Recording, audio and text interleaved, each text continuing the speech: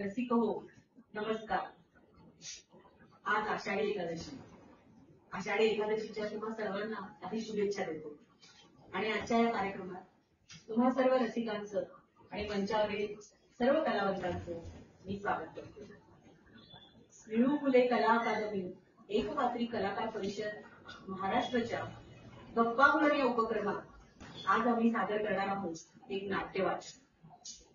तिकडे आळंदीहून निघालेले वारकरी आज पंढरपुरात पोहोचले. विठ्ठल दर्शनात ते दंग झाले आणि नाट्यमंडळीची ओढ असलेली ही सर्व कलावंत मंडळी आपल्यासाठी एक छानसं नाटक घेऊन आले आहे.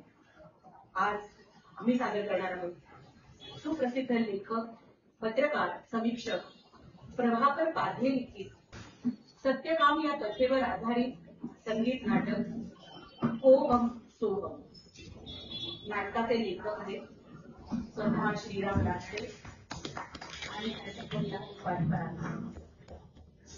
ते 2 अंकी संगीत नाटक असलं तरी आम्ही आज याचं नाट्य वाचन करणार आहोत.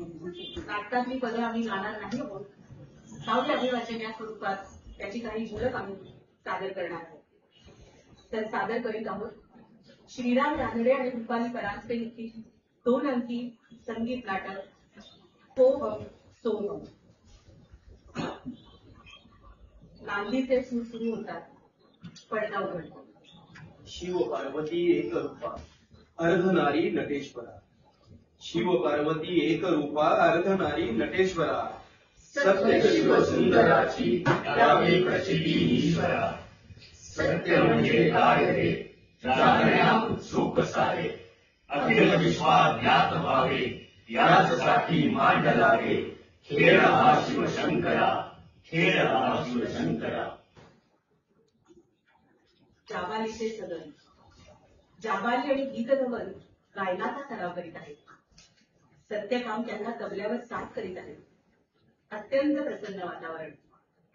पहाट आणि उगवणारी सकाळ यांना योग्य अशा रागात गीत गायन सुरू होते. जाबालीचे डोळे मिटलेले आहेत. ऋतुपर्ण आणि धर्मपाल संख्या पावलांनी येऊन जाबालीचे गाणं ऐकायला बसले आहे. पूर्व दिशा उजळली नाहली प्रकाशात सृष्टी. चराचरातून भविल राहुल्या आनंदाच्या वृष्टी.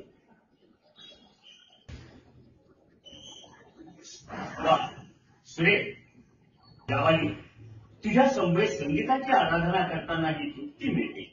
जो कर्मानंद प्राप्त होतो, जे सांगीतिक विश्व उलगडतं, जे ज्ञानभंडार फुलक होतं, त्याचं वर्णन करायला शब्दच नाही. आश्चर्यच आहे. गीतधवन अहो आज प्रातःसमयी ऋतुपर्ण आणि धर्मपाल महोदय वाट चुकून या दिशेला आले आहेत का? वाट चुकलो नाही जावाली, पण वेळ मात्र नक्कीच चुकलाय हा ऋतुपर्ण. जावाली, अगं मीच बोलून घेतलं या लोकांना. बोलावलं नसलं हट्टच केला म्हणणार. मी म्हणालो एकदा तरी जावालीची पहाटेच्या प्रहराची संगीत साधना ऐका. प्रणाम धर्मपाल ऋतुपर्ण आणि गीतधवन महोदय. आयुष्यमान भव. अहिंसा परमो धर्म. वाह वाह वाह वाह सत्यकामा. आता कसं आमच्या सकाळी सकाळी इथे येण्याचं सार्थक झालं. आता दिवस उत्तमच जाणार. आणि हो, आज काहीतरी उत्तम द्रव्यलाभही होण्याची शक्यता आहे. अहो मत्स्यविशारद धर्मपाल, जरा थांबा थांबा थांबा. अजून सूर्योदयही जेमतेम होतोय आणि तुम्ही इतक्यातच द्रव्यलाभाच्या गोष्टी सुरू केल्या. नाही नाही, म्हणजे गीतधवन म्हणाले ते अगदी खरं आहे बरं का. त्यावाली तुझं संगीत ऐकणं म्हणजे एक परवणी. पण आमच्या या सत्यकामाला पाहिलं की माझं मन अगदी प्रसन्न होतं. हेही तितकंच. नुसतं संगीत नाही धर्मपाल महोदय, स्वर्गीय संगीत म्हणा. ऐकून आमचे कान तृप्त झाले जावाली. मला काही तितकंसं संगीतातलं कळत नाही हो, पण ही अनुभूती काहीतरी निराळीच आहे. गीतधवन, खरोखर तुमचे आभार मानले पाहिजेत. नाही, मी माझ्या मत्स्य व्यवसायात इतका व्यस्त असतो की असे अमृत क्षण आमच्या वाटेला फारसे येतच नाही. हो, पण आज तुमच्यामुळे हा योग जुळून आलेला आहे. वा वा वा. अगदी खरंय. प्रातःसमयी मी सुद्धा नेहमीप्रमाणे माझ्या उद्यानातच असतो. जाबाली आणि माझ्या प्रिय सत्यकामाला भेटायची किती इच्छा झाली ना, तरी इथे येणं शक्य होत नाही. आणि पण आज गोखळा आला हे उत्तम केलं. जाबालीची प्रभात सवयीची साधना ऐकली आता सर्व दिवस कसा आनंदानं बहरून हो हो हो आहे, पण आता मात्र मला जलाशयाकडे प्रस्थान करायला हवं. अहिंसा परमो धर्म हे आमच्या जीवनाचं तत्वज्ञान आणि याच मार्गावर चालण्याची शपथ घेतलेली आहे आम्ही. हो हो हो हो, चला चला. दिवस कोणासाठी थांबत नाही. जाबाली सत्यकामात उद्यानात रोज प्रभात समयी माझ्या सगळ्याच पक्षीगणांचे क्षेमकुशल जाणल्याशिवाय मला काही चैन पडत नाही. आता मी निघतो. हो निघालो आम्ही गेलो. ऋतुपर्ण आणि धर्मपाठ बोलत बोलत निघून जातात. सत्यकाम दीर्घ तांबडी देतो, अंगाला आळोखे टोळके देतो. जाबालीचं आणि गीतधवनाचं या गोष्टीकडे लक्ष जातं. सत्यकाम, तुझं काय चाललंय? काही दिवसापासून माझ्या लक्षात आलंय की प्रभात वेळेच्या गायन साधनेत तुझं लक्ष नसतं. ताल वाजवता वाजवता तुझं चित्त दुसरीकडे भ्रमण करीत असतं. ताल चुकतो, लय चुकते, साधना अपुरी राहते. माते, असं का म्हणतेस? माझी वादन कला तुला योग्य साथ देण्यास अपुरी ठरते का? सत्यकामा, अरे केवळ शब्द, केवळ सूर, केवळ ताल, केवळ भाव म्हणजे संगीत साधना नव्हे. हे सारे जेव्हा एकरूप होते त्यावेळी खरी साधना घडते, उपासना होते, पूजा साधली जाते.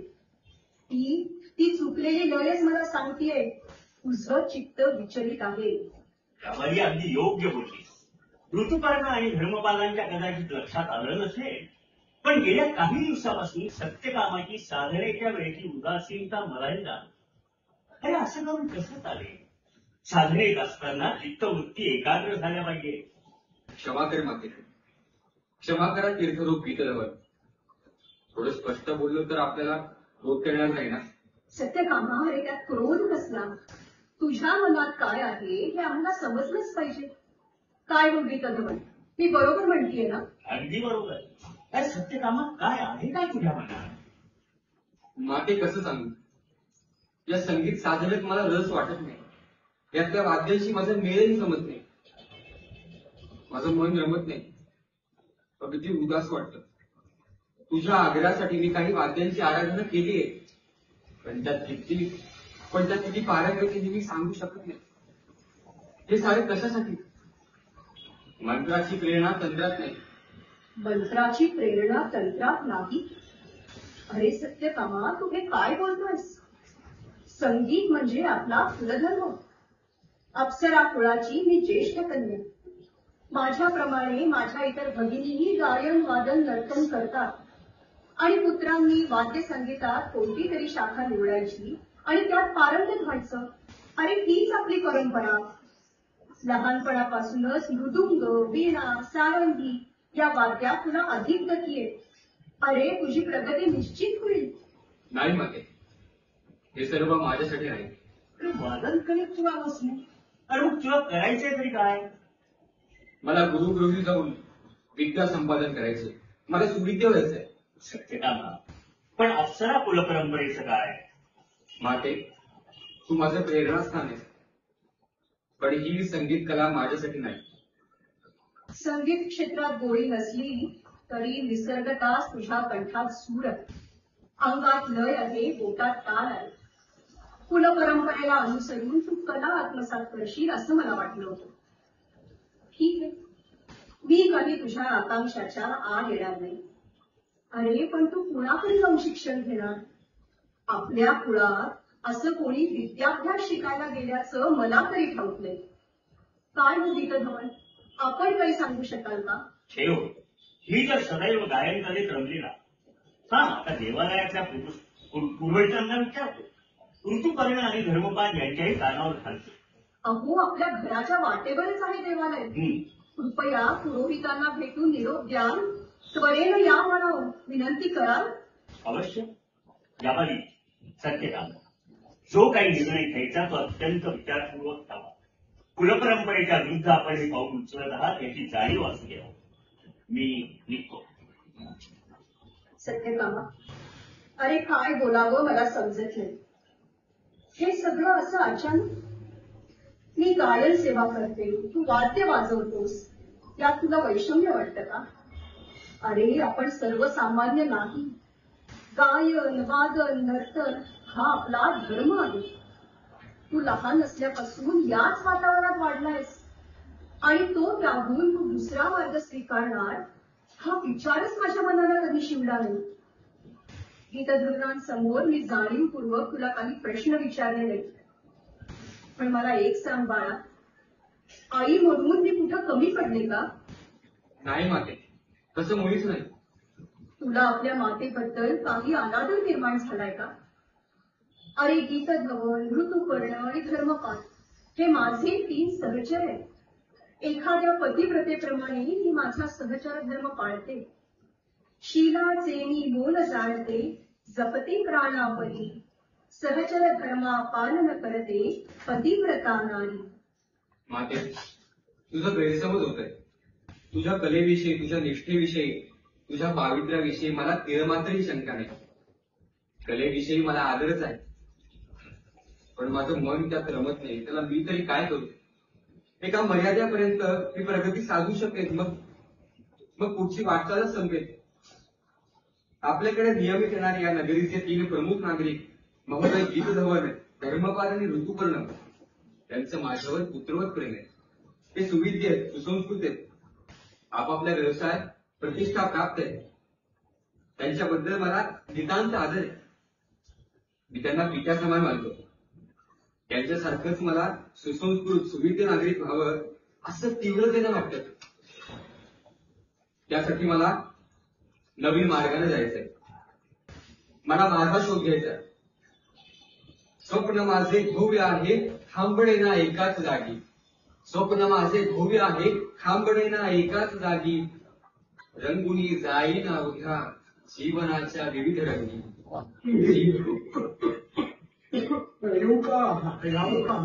यावं.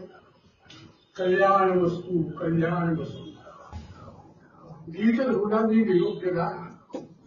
लाकडीचं काम आहे. खरोखर निकल असल्याशिवाय आपण बोलवणार नाही. म्हणून अंगात ज्वर असताना सुद्धा आणि खोकला झाला असताना सुद्धा ताबडतोब आला. बोला, काय एवढं ताकदीचं कार्य काढलं? महोदय, आपण असं नसतं.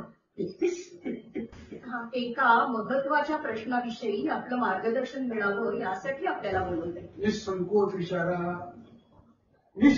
विचारा. माझ्या ज्ञान आणि अनुभवाच्या कक्षेत असेल इथपर्यंत मी निश्चितपणे सांगू शकेन. सत्यकामाला आमच्या कलाक्षेत्रात रस नाही. त्याला गुरुगृही जाऊन विविध विषयांचं अध्यापन करायचंय. त्यात पारंगत व्हायचं आहे. आपल्या माहितीत असं कोणी गुरु आहे का? गुरुकुल आहे का? सत्यकामाला गुरुकुलात प्रवेश मिळण्याची शक्यता आहे की नाही याची कारण मीमांसा मी या ठिकाणी करत नाही. आपण ते सगळं जाणताच. तरीही एका महान व्यक्तीचं नाव माझ्या डोळ्यापुढं आहे आणि ते म्हणजे गौतम ऋषी. हे गौतम ऋषी नुसतेच तत्वनिष्ठ म्हणून विख्यात नाही. बर, ते एक चारित्र्यशील पुरुष आहे. ते स्वतंत्र वृत्तीचे आहे, स्वयंप्रज्ञ आहे. ते मला त्यांच्या गुरुगृही प्रवेश देतील. जो प्रवेश मिळेल हे मी निश्चितपणे सांगू शकत नाही. त्या आश्रमात प्रवेश होण्याचे संकेतबद्ध असे नियम नाही. ते कुणाला स्वीकारतील, कुणाला नाकारतील याची ग्वाही कोणीही देऊ शकत नाही. पण हे गोष्ट नक्कीच आहे. इतर गुरुकुलात ह्या पुत्राला प्रवेश मिळणार नाही. पण हा आश्रमात अगदी वेगळा आहे. रामा, तू इथंच प्रवेश मिळवून याचा प्रयत्न कर. अंगात ज्वर असतानाही आपण आपल्या बहुमूल्य सल्ल्याबद्दल अत्यंत आभारी आहे. सत्यकामा, तू मला एक वचन दे. तू गौतम ऋषींच्या आश्रमातच त्यांच्या मार्गदर्शनाखाली शिक्षण घेशील आणि त्यांनी जर प्रवेश नाकारला तर तू कोणत्याही अन्य ठिकाणी प्रवेशासाठी प्रयत्न करणार नाहीस. तू स्वगृही परतशील आणि परंपरागत साधत आलेल्या कुलधर्माचं मनपूर्वक पालन करशील. देशील असं वचन या पुरोहितांच्या साक्षीनं? चरणी आपुल्या वंदन करून मी शपथ ग्रहण करतो. चरणी आपुल्या वंदन करून मी शपथ ग्रहण करतो. या वचनाला आचरीन मी त्रिवार हे कथितो. त्रिवार हे कथितो. त्रिवार हे कथितो. असते पंथाला असून यशस्वी हो, तुझ्या सर्व मनोकामना पूर्ण होते. यशवंत हो, कीर्तिवंत हो, कुलवंत हो सत्यकामा. गौतम ऋषींच्या आश्रमातील त्यांची पुतणी. गौतम ऋषींच्या समोर त्यांचा शिष्य भार्गव बसलेला आहे. गौतम त्याला काही पाठ देत आहे. त्यातील काही भाग भूर्जपत्रावर भार्गव लिहून घेत आहे. भार्गवा, जनमानसात वावरत असतानाही कधीतरी मनाने एकांतात जाण्याचा, अंतर्मुख होण्याचा प्रयत्न करावा. आत्माभिमुख व्हा. या देहाला विसरा. स्वतःलाच प्रश्न विचारित राहा. मनन चिंतन करा. आपल्या प्रश्नांची उत्तरे शोधण्याचा प्रयत्न करा. जेवढा अभ्यास तेवढा कैवल्यानंदाचा अनुभव मिळेल. स्वतःला कोणते प्रश्न विचारावे? मी कोण आहे? या प्रचंड विश्वात मी काय करीत आहे? या विश्वाच्या तळाशी कोणते तत्व आहे? या तत्वाचा आणि माझा काय संबंध आहे? तो संबंध लक्षात घेता माझ्या अस्तित्वाचे प्रयोजन काय? आणि ते साध्य करण्यासाठी मी कोणत्या प्रकारच्या आयुष्यक्रमाचा स्वीकार केला पाहिजे? गौतम ऋषी हे कथन करीत असतानाच सत्यकाम कुठे प्रवेश करतो. ओम तत्सत. ईश्वरा, आमचे तुझ्याकडे एकच मागणे. आमचे अज्ञान दूर कर, आणि ते केवळ तूच दूर करू शकतोस. वत्सा, तू असा किती काळ तिष्ठत उभा आहेस? दारी आलेल्या कुणालाही असं तिष्ठत उभं राहायला लागावं याचा मला खेद आहे. या आश्रमाचे प्रमुख गौतम ऋषी, मला त्यांना भेटायचं. वत्सा, तू खूप दूरवरून आलेला दिसतोय. तुझा चेहरा सांगतोय. भार्गवा, जलपानाची व्यवस्था करावी. जशी आज्ञा गुरुदेवा. अरे, तू जन्म टिकण्यासाठी आलायस ना, हेच हे गौतम ऋषी. क्षमा करा गुरुदेव, मी आपल्याला ओळखू शकलो नाही. अरे, मी तरी तुला कुठं ओळखलं? क्षमा मागायचीच असेल तर आपण उभयतांनी एकमेकांची मागितली पाहिजे. आणि क्षमा करायचीच असेल तर ती एकमेकांनी एकमेकांना केली पाहिजे. माझं नाव सत्यकाम. मला आपल्या आश्रमात प्रवेश हवाय, यासाठी मी इथे आलोय. तू कुठून आलायस? कुणाचा पुत्र आहेस? मी अप्सरा कुलोत्पन्न जाबालेचा पुत्र. माझा पिता कोण हे मी सांगू शकत नाही. माझ्या मातेलाही ते ज्ञात नाही. तुला तुझा पिता कोण हे ठाऊक, म्हणजे तुझे गोत्रही तुला ज्ञात नसणार. अरे, ज्याला आपल्या गोत्राचाच पत्ता नाही त्याला या आश्रमात मी प्रवेश कसा देणार? गुरुदेव, आपल्या आश्रमात राहून विद्याभ्यास करण्याची माझी तीव्र इच्छा आहे. आपल्या आश्रमाचे सर्व यमनियम मी प्रामाणिकपणे पाळेन. आपल्याला कमीपणा येईल असे वर्तन माझ्याकडनं कदापिही घडणार नाही. भार्गव दूध घेऊन येतो. सत्यकाम अत्यंत शांतपणे त्याचं सेवन करू लागतो. गौतम त्याच्याकडे एकच दृष्टीनं पाहत. सत्यकाम, या भार्गवाबरोबर आणि आश्रमाचा परिसर पाहून भार्गवा, त्याला आपल्या सगळ्या कार्यशाळा दाखव.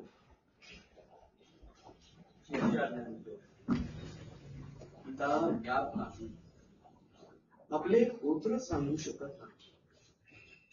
आजवर असा विद्यार्थी या आश्रमात आला नाही. आज ही अशी परिस्थिती प्रथमच आली आहे. गौतमा, आज तुझी परीक्षा आहे. डोळे मिटून ध्यान कर. अंतरात्म्याचा आवाज आहे. या मुलाच्या प्रथम दर्शनानेच मी प्रभावित झालो. गौतमा, तुझा अंतरात्मा तुला सांगतोय, या मुलाचा तू शिष्य म्हणून स्वीकार कर. करी या छात्राचा स्वीकार. हाच मम आत्म्याचा अहंकार, हाच मम आत्म्याचा अहंकार. सत्यकामाला ये. आश्रमाचा परिसर पाहिलास? कसा वाटला? काही उणीवा? आचार्य, या आश्रमात विद्यार्थ्यांची संधी मिळणं म्हणजे माझं परम भाग्य. सत्यकामा, मी तुला आश्रमात प्रवेश दिला आहे, परंतु तुला या आश्रमाचे सर्व नियम काटेकोरपणे पाळावे लागतील. जर आश्रमीय दिवाण सुसह्य झाले, तुला त्यात आनंद वाटू लागला तरच येथे थांब, अन्यथा तू स्वेच्छेने आश्रम सोडून जाऊ शकतोस. मी तुला प्रतिबंध करणार नाही. गुरुदेव, मी आपणास वचन देतो, आश्रमाच्या सर्व नियमांचं मी पालन करेन आणि आपल्या मार्गदर्शनाने माझं पुढील जीवन घडेल. हीच मम गुरुचरणी प्रार्थना, हीच मम गुरुचरणी प्रार्थना घडावी सकल ज्ञान साधना.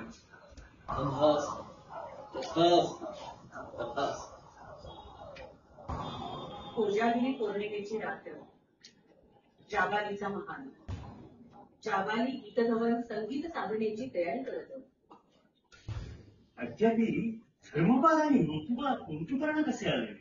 अहो गीतधवन, आज कोजागिरी पौर्णिमा आणि प्रत्येक पौर्णिमा हा धर्मपादांच्या दृष्टीनं अत्यंत पवित्र दिवस. त्यांच्या उद्यानात जाऊन ते प्रत्येक पौर्णिमेला जलाशयाचं पूजन करतात. अंमळ विलंब लागेल म्हणाले, पण येतीलच ते. हे बघा, आलेच. यावं धर्मपाल ऋतुपर्ण महोदय, आम्ही आपल्याच प्रतीक्षेत आहोत. क्षमस्व, विलंब झाला, पण मी पूर्वसूचना दिली. धर्मपादांना विलंब होणार याची मला आधीपासूनच कल्पना होती. मी माझ्या उद्यानात एक फेरफटका मारून आलो. माझं उद्यान म्हणजे या भूतलावरचा एक चमत्कारच आहे ना जणू. तिथं सारिका, मैना, भारद्वाज, शुक पक्षी यांचा असा काही स्वच्छंद विहार चालत असतो की काही मुक्तात्मेच जणू या पक्ष्यांच्या रूपानं तिथं आले आहेत असंच मला वाटू लागतं. आणि माझे ते अत्यंत आवडते शुक पक्षाचे पिल्लू, त्याचे नावच मी तिलक ठेवले आहे. हा तिलक म्हणजे माझ्या उद्यान देवतेच्या भाईचा सुंदर सुभग तिलकच आहे. जाबाली, अगं तुझ्या संगीताचे स्वर विभ्रम, त्यात मला या पिल्लाच्याच हालचाली दिसतात ग. आपल्या सत्यकामाला पाहिलं ना की मला त्या पिल्लाला पाहिल्यासारखंच वाटतं. ऋतुपर्ण, अहो किती बोला. आज कोजागिरी तो. खरं सांगायचं तर माझी अशी मनापासून इच्छा होती की ही कोजागिरी माझ्या जलाशयाच्या काठावरल्या मी उभारलेल्या महालात साजरी होत. प्रत्येक पौर्णिमेची रात्र म्हणजे जलदेवतेचा मासिक महोत्सव. तिच्या आगमनानं चंद्रप्रकाशाचा कण कण उजळतो. चांगला होता की नाही हा प्रस्ताव? आपला प्रस्ताव स्वागताने होता, पण मग अडथळा काय आला? अडथळा म्हणजे आपल्या जाबाली देवींना विचारा. त्यांनी अट घातली, मी जलाशयावर येईन पण गाणार नाही.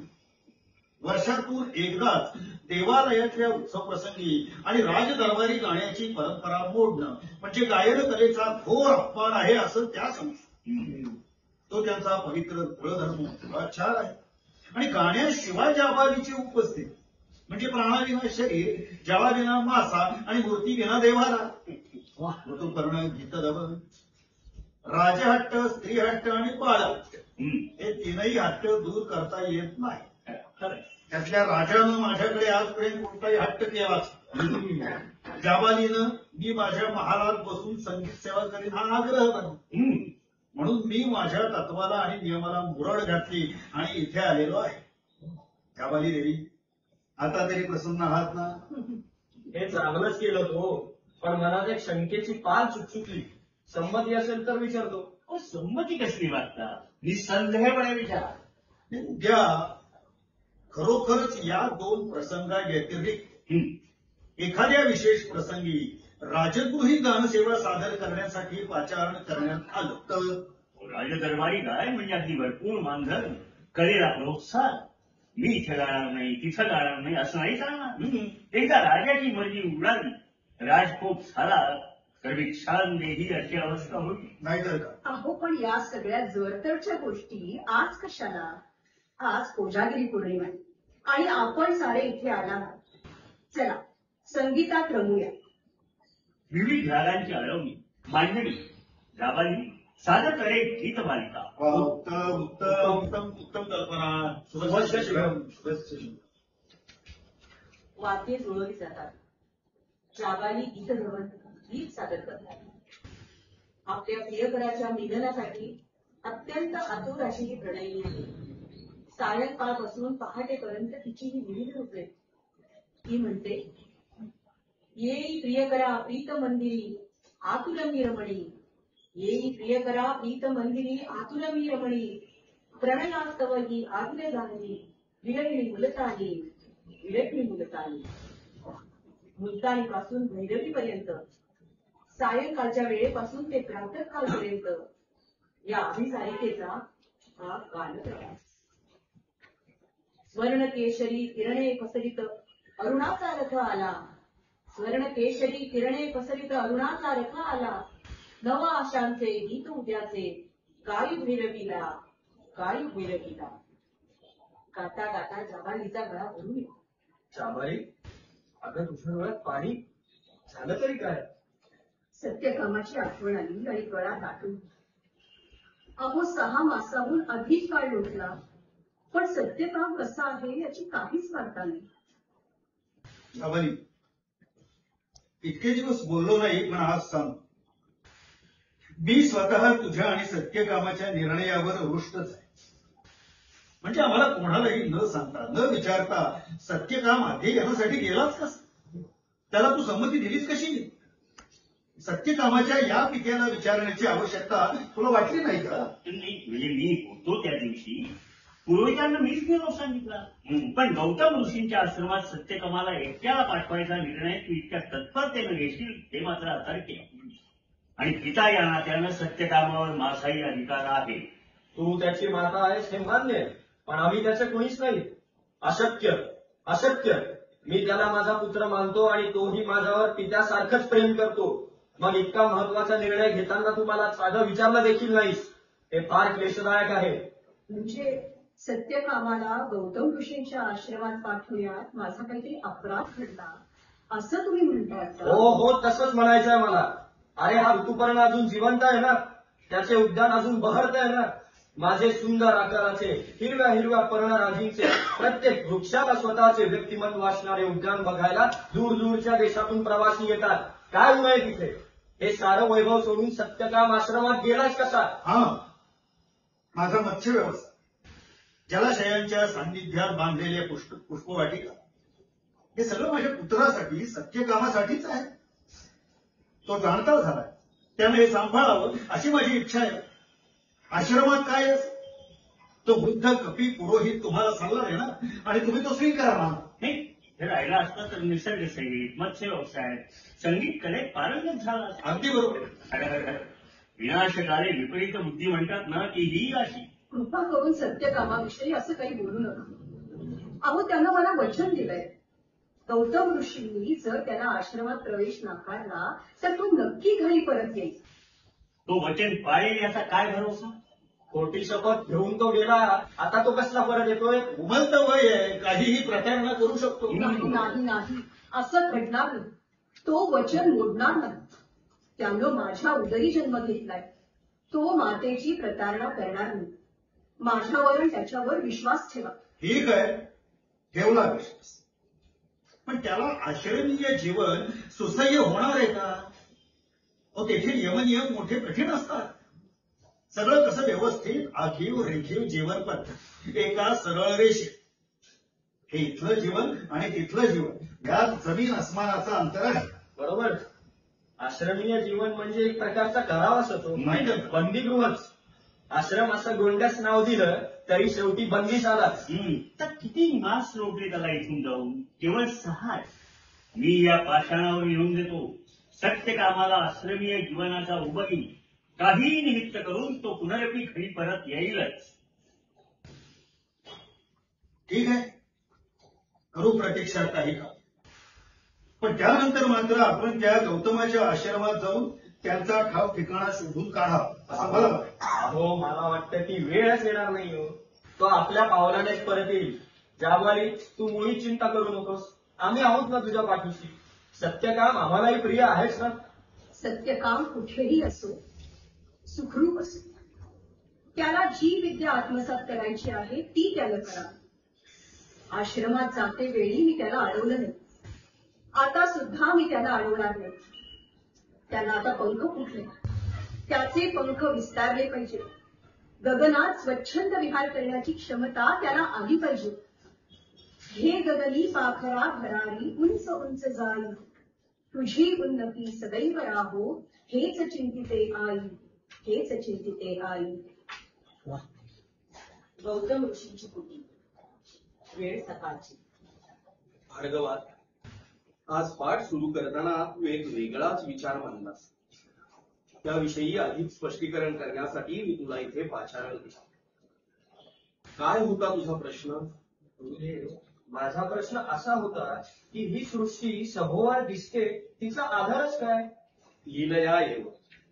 ब्रह्माला घडते लीला, काय अर्थ या विधानाला? ब्रह्म जर निर्विकार, लीला कशी घडावी साकार? भार्गवा, तू काढलेला संदेह अगदी नवीन आहे. मी आजवर या दृष्टीने विचारच केला नव्हता. शिष्यात इच्छेत पराजय, हे सुभाषित आज तू सार्थ केलंस. मला अभिमान आहे तुझा. आता माझी विनंती आहे, गुरुआज्ञा समज. आश्रमाच्या साप्ताहिक सभेत तू याच विषयावर भाष्य कर. आम्ही सारे श्रोते म्हणून उपस्थित राहू. जशी आचार्यांची आज्ञा. पण गुरुजी, मी मनन चिंतन करेन आणि मगच सभेत बोलेन. आता मी येतो. सत्यकामा, पाहिलंस ना, एखाद्या विषयाच्या मुळाशी जाऊन त्यावर साधक वादक विचार करणं आणि त्याची स्पष्ट शब्दात मांडणी करणं म्हणजे काय, याचा वस्तुपाठच या भार्गवाने दिला आहे. पाठांतर म्हणजे ज्ञानग्रहण नव्हे, आणि नुसता शब्दसंचय म्हणजे विद्वत्ताही नव्हे. मनन चिंतन लेखन प्रकटीकरण आणि मुख्य म्हणजे त्याप्रमाणे आचरण म्हणजे पूर्वज्ञान. प्रणाम आचार्य. आपल्या भेटीसाठी राज्याचे महामंत्री आले आहेत. प्रणाम आचार्य. कुशल हो. भार्गवा, मंत्री महोदयांच्या भंडाराची व्यवस्था करावी. जशी आज्ञा गुरुदेव. राजमंत्री, आज काय निमित्तानं येणं केलं? एक अत्यंत सुवर्ण संधी घेऊन आपणाकडे येण्याचं मी केलेलं आहे. गुरुवर्य, आपल्या नगरीच्या राजाचे दोन्ही पुत्र आता विद्याभ्यासाला योग्य झालेले आहेत. साधू साधू, अत्यंत शुभवार्ता. नाही, त्यांचं पुढलं शिक्षण तुमच्याच मार्गदर्शनाखाली व्हावं अशी महाराजांची इच्छा आहे. अवश्य, ते आमचे कर्तव्य कर्मच आहे. त्यांना आपण राजगृही येऊन विद्यादान करावं अशी महाराजांची इच्छा आहे. नाही, आपली गुरुदक्षिणा आणि राजगुरुपदासाठी प्रशस्ती यांची संपूर्ण व्यवस्था राजगृहातून होईल, आपण निशंक असा.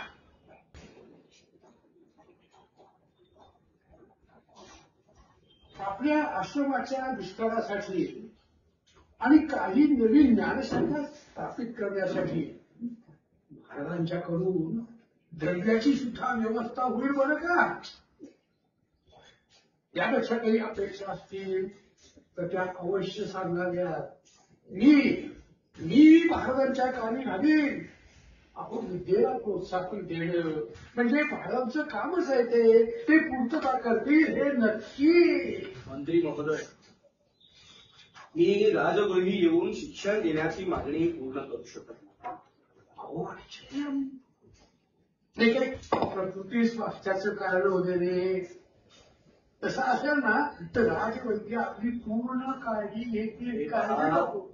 राजपुत्रांना मी अवश्य शिकतो, पण ते या आश्रमात येऊन राहिले तरच. या आश्रमाचे यमनियम त्यांना काटेकोर पाळावे लागतील.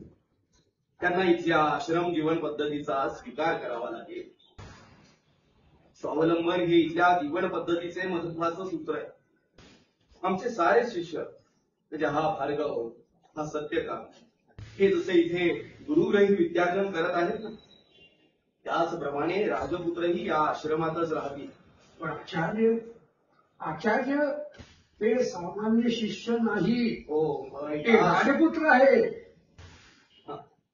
राजपुत्र. पण या आश्रमात कुणी राजकुमार किंवा कुणी सामान्य नागरिक नाही. इथे जे आहे ते सारेच विद्यार्थी, सारे छात्र. पण तशी राजाज्ञाच असेल तर मंत्री महोदय, या आश्रमाचे काही नियम आहेत. हे आपले अंतिम पुत्र समजायचं का नाही? होय, आपण महाराजांना कृपया कळवावे. मी राजपुत्रांना शिकवण्यासाठी आश्रम सोडून येऊ शकत नाही. याचा परिणाम आश्रमाचे यमनियम सारे दुर्गामी परिणाम लक्षात घेऊनच तयार केलेले आहेत. ठीक आहे, निघतो मी. पण पुन्हा एकदा सांगतो, महाराजांच्या सूचनेचा योग्य विचार करावा. विषाची परीक्षा घेऊ नये. महाराजांना दुखू नका. आश्रमाचं भवितव्य धोक्यात टाकू नका. या आपल्या सूचनेबद्दल धन्यवाद. माझ्या आत्मचिंतनाचा समय झाला. आपण पुन्हा एकदा विचार करा. निघतो मी. आचार्य, क्षमा करा, पण एक विचारू. अरे निशंक मनाने विचार. राजमंत्र्यांबरोबरच आपलं संभाषण मी ऐकलं. आचार्य, राजाज्ञा भंग केल्यामुळे राजाचा कोप होईल असं भय नाही वाटलं तुम्हाला? सत्यकामा, धर्म पालनासाठी अशी आव्हाने स्वीकारावी लागतात. मन मुक्त असलं की भीती कसली? धर्मपालन, सत्यवचन, तत्व हे केवळ उच्चारायचे शब्द नाही, तर ते आचरणात आणण्याचं कार्य आहे. हे व्रत आहे, ही तपश्चर्या आहे. कुठल्याही तपश्चर्येत विघ्ने येणार. या विघ्नांवर विजय मिळवून जीवनाचा मार्ग सुकर करायचा. हा आता प्रत्येक प्रसंगी यश मिळेलच असं नाही, पण आपल्या तत्वांशी प्रामाणिक राहणे हीच खरी कसोटी बघ. राजाज्ञेचा भंग केला म्हणून मला शिक्षा झाली तर मी ती स्वीकारेन. पण आपण आपल्या जीवन तत्वाशी प्रामाणिक असू ना, तर त्यांचा क्लेश होत नाही. आचार्य, या आपल्या परस्पर संवादे माझा संदेह मिटला, माझा संदेह मिटला. गौतम ऋषींच्या आश्रमातील पर्वत मध्यरात्र झालेली आहे. सर्वत्र निस्तब्ध शांतता आहे. सत्यकाम अत्यंत अस्वस्थपणे आपल्या गुहेत जागा आहे. अतिशय विव्हल झालाय. घेऱ्या करतोय. त्याच्या कानावर तू कोण आहेस, तुझं गोत्र काय, तुझा पिता कोण, हे शब्द वारंवार आढळत आहेत. नाही नाही, मला नाही सहन होत नाहीये. तुम्ही कोण या प्रश्नाचं उत्तर मी प्रथम भेटीतच माझ्या गुरुजींना, गौतम ऋषींना दिलंय. त्यांनी मला आश्रमात प्रवेश सुद्धा दिलाय. मग मी प्रत्येकालाच माझा पिता कोण, माझं गोत्र कोणतं, या प्रश्नाचं उत्तर दिलं पाहिजे का? माझ्या बाबतीत सर्वांच्यासाठी हाच एकमेव प्रश्न काय? नाही नाही देणार या प्रश्नाचं उत्तर मी. एकच प्रश्न रात्रींदिन हासे, कोण मग पिता? कसा सोडवू जटिल प्रश्न हा, अशी करू पूर्तता. नकोच विद्या, नको शहाणपण, नको इथे राहणे. नकोच विद्या, नको शहाणपण, नको इथे राहणे. जातो परत स्वगृही, परत इथे झाले नाही. आचार्यांचं बोलणं ऐकून माझ्या मनाचं समाधान होतं. माझे संदेह मिटतात. त्यांनी सांगितलेला शब्द आणि शब्द पटतो. माझं मन शांत होतं. पण मग ही रात्रीच्या वेळी जीवाची तकबक का? नाही, माझं चित्त ठिकाणावर नाहीये.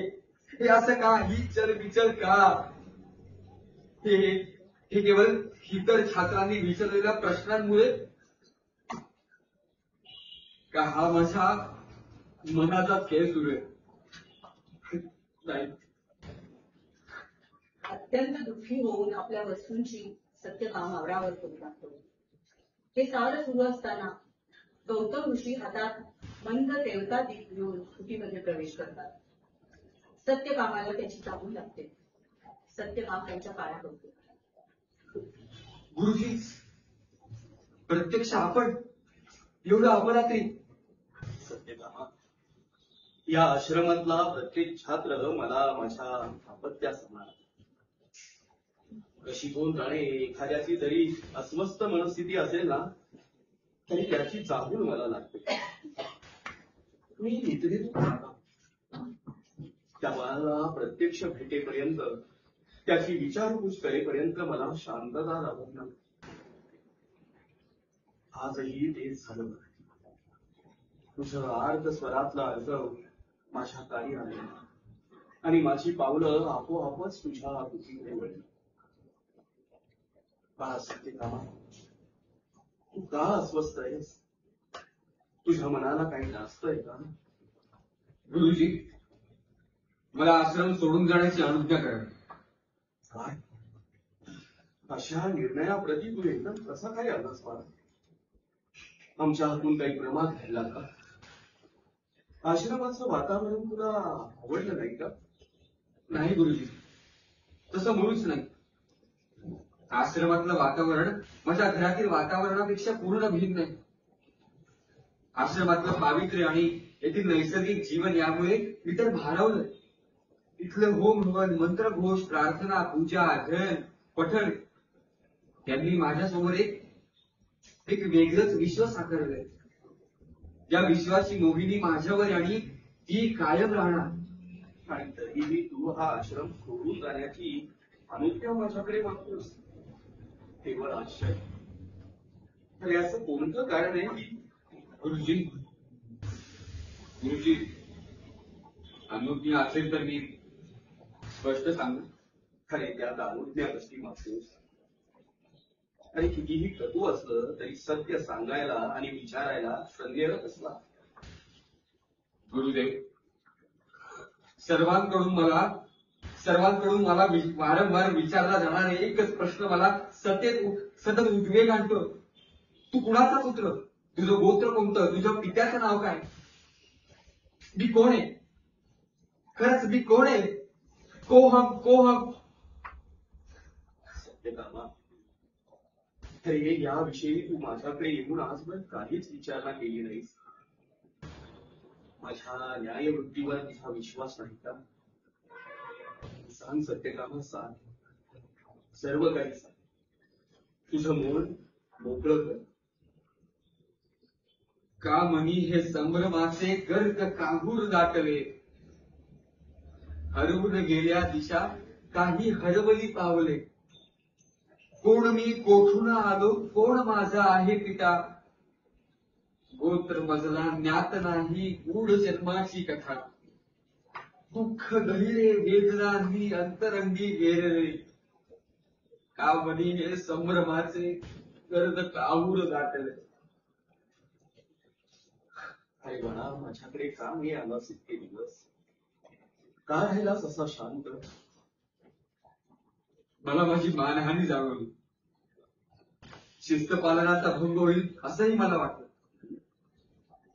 गुरुदेव, गुरुकुलातले सर्व शिष्य परस्परांचे मित्र आहेत ना, ते आपले असतात ना. मग आपल्याच्या विरुद्ध बोलायचं नसतं ही आपली शिकवण आहे ना. हे बाजार थोड्या काळानं शमेल असं मला वाटलं होतं, पण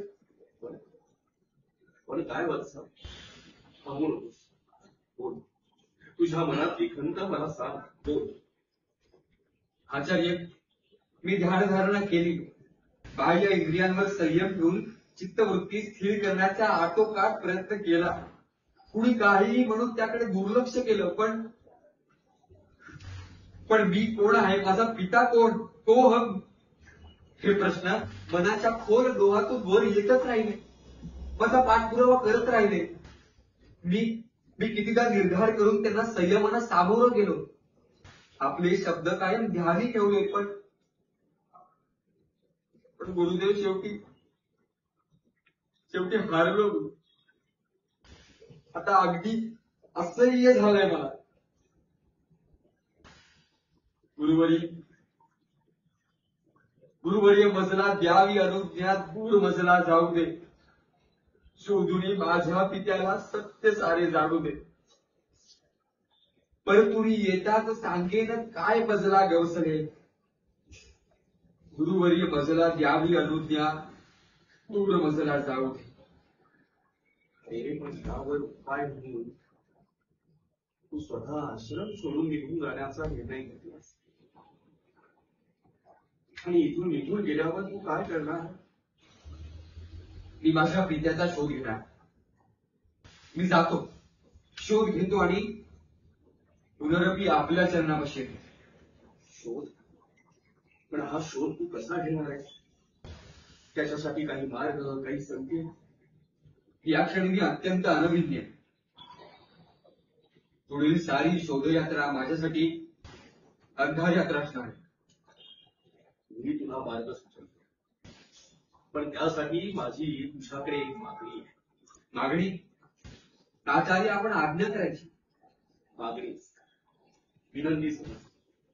तुला आठवतंय आश्रमात प्रवेश घेतेवेळी मी तुला प्रश्न विचारले होते. तू कुठून आलास, कुणाचा पुत्र आहेस? मी उत्तरलो होतो, मी अप्सरा कुलोत्पन्न जाबालेचा पुत्र.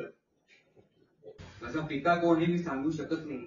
माझ्या मातेलाही ते ज्ञात नाही असंही मी म्हणालो होतो.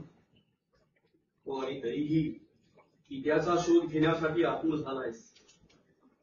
हा आश्रम शोधण्यापूर्वी तुझ्या मातेची, घरची, घरातील व्यक्तींची साधारण माहिती तू मला दिलीस तर काही मार्ग निघू शकेल.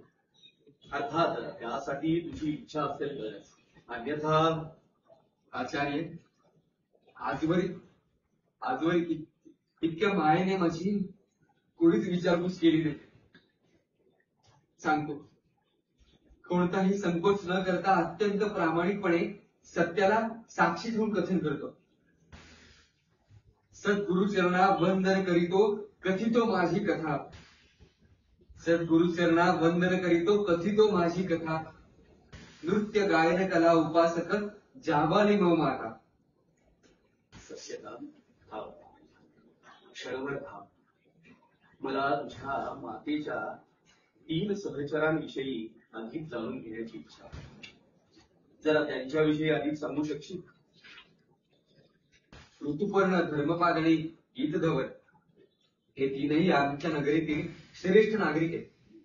प्रत्येकाचा व्यवसाय भिन्न भिन्न. तिघेही आपल्या व्यवसायात यशस्वी आहेत, कीर्तिवंत आहेत. धर्मपाद आहेत अहिंसा, परमो धर्म हे तत्व आचरणारे. त्यांचा व्यवसाय आहे मत्स्यपालन. माशाच्या विविध प्रजाती, जाती निर्माण करण्यासाठी त्यांचे सातत्याने प्रयोग सुरू असतात. पण मत्स्य व्यवसायात असूनही त्यांनी कधीही मांसाहार केला नाही. आणि इतर दोघांविषयी? ऋतुपर्ण आहेत निसर्गप्रेमी. आमच्या नगरीतील एक शोभिवंत उद्यान त्यांनी उभारले. पक्ष्यांविषयी त्यांना अतिशय प्रेम.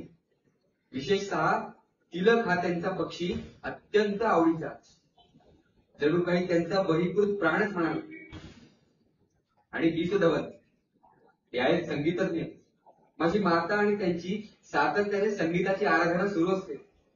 त्यांची संगीतावर सतत चर्चा सुरू असते. त्यांच्या गायनाची सभा म्हणजे रसिकांना अगदी परवडी. बर, या तईचे आणि तुझे संबंध केव्हापासून? माझ्या अगदी लहानपणापासून. त्यांच्या अंगाखांद्यावर मी वाढलो. माझी माता तर नेहमी मला सांगते, माझ्या जन्माच्या आधीपासून हे तिचे 3 सहचर. माझी माता अप्सरात वाचली, पण ती गणिका नाही. गायन हा तिच्या चरितार्थाचा व्यवसाय नाही. तिचं गायन श्रवण करण्याची संधी रसिकांना वर्षातनं केवळ 2 वेळेस उपलब्ध होते. एक वार्षिक उत्सवाच्या वेळी देवालयाच्या सभामंडपात आणि दुसरी राजदरबारात. इतर सर्व काय ती घरीच संगीत साधना करते. सत्यभामा, तुला तुझ्या पित्याचा शोध घ्यायचा आहे ना? होय होय आचार्य, त्यासाठीच तर माझ्या जीवाची अशी तडफड सुरू आहे. आलंय माझ्या. तू मला आता जो वृत्तांत सांगितला ना, तो तुझ्या शोध कार्याच्या प्रारंभिक अवस्थेत पुरेसा आहे.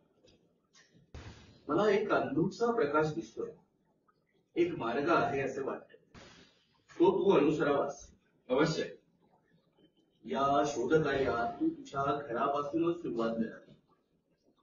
तुझ्या मातेचे हे 3 सहचर आहेत, त्यांचा शोध घेऊन त्यांची वागणूक, त्यांचं अंतरंग जाणून घेण्यासाठी त्या तिघांच्या अधिक संपर्कात राहा. त्यांचं निरीक्षण कर. दृष्टीस पडणाऱ्या त्यांच्या बाह्य कृतींवर सातत्याने लक्ष दे. यातूनच तुझ्या पित्याचा शोध लागण्याची मला शक्यता वाटते. हा शोध प्रयत्न अभ्यासपणे सुरू ठेव. कोणत्याही वेळी कोणत्याही काळी म्हणे काहीही शंका आली तर मला येऊन भेट. या आश्रमाचे आणि माझ्या हृदयाचे दरहार तुझ्यासाठी सदैव खुले आहे. उद्या सकाळीच मातृगृही जाण्यासाठी प्रस्थान कर. हो, पण तू इथं का निघाला आहेस त्याचं भान क्षणोक्षणी असू दे. माझे तुला आशीर्वाद आहे. सत्य काम गौतमाचे पाय धरते, ते त्याला उभं करतात. त्याचे दोन्ही खांदे प्रेमाने उभारतात. झाडांवर पक्ष्यांची किलबिल सुरू होते. पूर्व दिशा हळूहळू झुलू लागते. आश्रमातील पाठशाळेत मंत्रघोष होतो आणि पहिल्या अंकाचा पडदा पडतो. अंक 2. स्थळ जाबालीचे गृह. वेळ प्रभात काळ. सत्यवान आणि योगासना करीत आहे. त्यानंतर तो ओंकाराचा जप करीत ध्यानस्थ बसलेला. आतील दालनातून जाबालीच्या संगीत साधनेचे सूर ऐकू येत आहे. जाबाली आला भेटच बाहेरील दालनात येते. तिला सत्यकाम ओंकाराचा जप करताना पाहून अचंबा झाला. कौतुकही वाटलं. एका जागी स्तब्ध उभी राहून ध्यानस्थ सत्यकामाकडे ती निखून पाहते. समाधान आनंद असे अनेक भाव तिच्या चेहऱ्यावर उमटतात. त्याचबरोबर सत्यकामाची समाधी उतरते. शांतपणे तो डोळे उघडतो. त्याला जाबाली दिसते. उठून तो तिच्या पायावर. मातृदेव भव, पितृदेव भव, आचार्य देव भव. चिरंजीव भव. बाळा, कसं आहेस? उत्तम. तू कशी आहेस? मीही उत्तमच आहे, पण रात्रभर तुझ्या डोळ्याला डोळा लागला नाही. अश्रू ढाळत होती. तू कसं ओळखलंस रे? तुझ्या नेत्रांवरून आणि आज तुझ्या संगीत साधनेतील करुण स्वरातून. अगदी खरंय. केवळ रियाज चुकवायचा नाही म्हणून उठले. उठले कसले? रात्रभर जागीच होते. आपला पुत्र आश्रमातनं परत आलाय या चिंतेने. होय रे, त्याच चिंतेने. पण तू कसं ओळखलंस? माते, अगं जो मातेचं मन जाणत नाही, तिचा शब्द जाणत नाही, तिचा स्वर जाणत नाही, तिची देहबोली जाणत नाही, तो पुत्र कसला? बाळा, तुला आता स्पष्टपणेच विचारतो. तू आश्रमातून असा अचानक घरी का परतलास? संगीत विद्येत तुला रस नाही. मग आश्रमातल्या शिक्षणातही तुला रुची नाही का? का आश्रमात तू काही दुराचरण तर केलं नाही? अगं माते, एका वेळी किती प्रश्नावर प्रश्न, पण या साऱ्याचे उत्तर एकच. एका शोध कार्यासाठी माझे आचार्य गौतम ऋषी यांनी मला स्वगृही जाण्याची अनुमती दिली. इतक्या अल्प काळात गौतम ऋषींच्या विषयी तुला इतका आदर? आश्चर्यच आहे. यात आश्चर्य कसलं ग माते? यथा चित्तम तथा वाच्यो, यथा वाच्यो तथा क्रिया, चित्ते वाची क्रियायांच साधू नामे करू कथा. अरे वा. म्हणजेच जे मनात आहे तेच वाणीत प्रकट होतं आणि जे वाणीतनं प्रकट होतं तेच कृतीतनं उतरतं. मन, वाणी आणि कृती यांची एकरूपता हे तर सज्जनाचं लक्षण आहे. आश्रमातील अल्पशा व्यवसायात, आश्रमातील अल्पशा वास्तव्यात घडलेला एक प्रसंग चक्षुवैर सत्यम या नात्याने मी तुला सांगतो. हो हो, सांग ना. असा कुठला प्रसंग तू बघितलास मला तरी कळू दे. माते, भूतदया. हा, भूतदया म्हणजे काय याचा पाठ आचार्य घेत होते. बर. त्यांनी आम्हाला शिबिराची गोष्ट सांगितली. आम्ही सारे छात्र कपोत पक्षी आणि ससाण्याची गोष्ट ऐकताना अगदी तन्मय झालो होतो. एका क्षणी आचार्यांचं लक्ष बाहेर वृक्षावर गेलं. एक काकपिलू वृक्षाच्या शाखेत अडकलं होतं. आणि मग आचार्य तातडीने बाहेर गेले. त्यांच्या मागोमाग आम्हीही धावलो. गुरुजींनी वृक्षावर चढून त्या पिल्याला संकटमुक्त करा असा आदेश आम्हाला केला. पण कुणाचंही धाडस झालं नाही आणि अखेर आचार्यांनी उत्तरीय कमरेला बांधला आणि वृक्षावर चढले. ते पाहून माझा सहकारी भार्गव पुढे सरसावला. त्याला पाहून मीही पुढे गेलो. आम्ही सरसर असे वृक्षावर चढलो आणि काही क्षणातच त्या ताकपिराला सुखरूपपणे खाली घेऊन आलो. अरे वा. त्याने अशी आकाशात झेप घेतली आणि पंख पसरून आनंदाने विहरू लागले. मुक्ततेचा आनंद जणू काही त्याच्या पंखात शिरला. ते पाहून आचार्यांच्या नयनातून आनंदाश्रू वाहू लागले. भूतदया केवळ गोष्टीबद्ध शिकवणारे नाहीत, तर प्रत्यक्ष कृतीतून आचरणारे आमचे गौतम ऋषी आहेत. त्यामुळे गौतम ऋषींच्या विषयीचा आदर अगदी सहस्त्रपटीने वृद्धिंगत झाला. खरं आहे सत्यकामा. अरे असा गुरु लाभणं ही खरोखरच परम भाग्याची गोष्ट आहे. पण मला सांग, तू घरी तरी का परतलास आणि तेही गुरुच्या जागेवरून? अरे असं कोणतं शोधकार्य तुला करायचंय?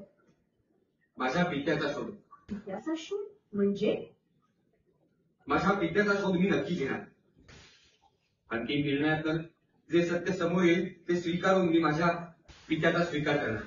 अरे पण तुझ्या पित्यानं तुझा पुत्र म्हणून स्वीकार केला नाही तर? नाही केला तर नाही. मी त्यांच्याशी पितृत्वाचं नातं सांगणार. मला त्यांच्याकडनं काहीही नको. मला केवळ माझा पिता कोण आहे हे जाणून घ्यायचंय. ते समजलं की मी माझ्या मार्गाने जाणार. तुझ्या मार्गानं? तुझा मार्ग कोणता? गुरुगृही जाऊन शिक्षण घेण्याचं. कसलं शिक्षण? सत्याचं. सत्याचं? होय, सत्याचं. सत्याचं स्वरूप जाणलं म्हणजे तू कोण आहेस, मी कोण आहे, माझं कर्तव्य काय, जगाशी माझं नातं काय, या साऱ्या गोष्टींचा शोध लागेल. पित्याचा शोध, स्वतःचा शोध हा तर केवळ प्रारंभ आहे. सत्यकामामध्ये किती बदललास बाळा. आश्रमातल्या शिष्यांच्या सहवासानं, गौतम ऋषींच्या विद्यादानानं हा एक नवा सत्यकाम माझ्या समोर उभा आहे आज. तुझ्या विचारातून हे मला पदोपदी जाणवतंय. पण माते, सत्य हे असं गूढ आहे ना की ज्याचा मला शोध लागेल त्याची खात्री नाही. ती साधी गोष्ट नाही. पण मी प्रयत्न करणार, जरूर करणार. आचार्य गौतम ऋषींचे आणि तुझे आशीर्वाद माझ्या पाठीशी सदैव असो. प्रणाम प्रणाम पितृतुल्य गीतधवल महोदय. संगीत कविता हो, मी काय तुला दुसरा आशीर्वाद देणार. पण आश्रम सोडून तू एकाएकी परतलास अशी वार्ता कळली आणि सारे व्याप सोडून मी इकडे आहोत. आता ऋतुपर्ण आणि धर्ममागे येतील. चिरंजीव हो, निसर्गप्रेमी हो. चिरंजीव शतायु अहिंसा परमो धर्म. काय असा एकदम परत सत्यकाम? आश्रमाला कंटाळ असता, तिथली शिस्त यमनियम घाबरलं असतं ना. घाबरलो नाही, तुला भीट झालंय आणि म्हणूनच घरी परतलो.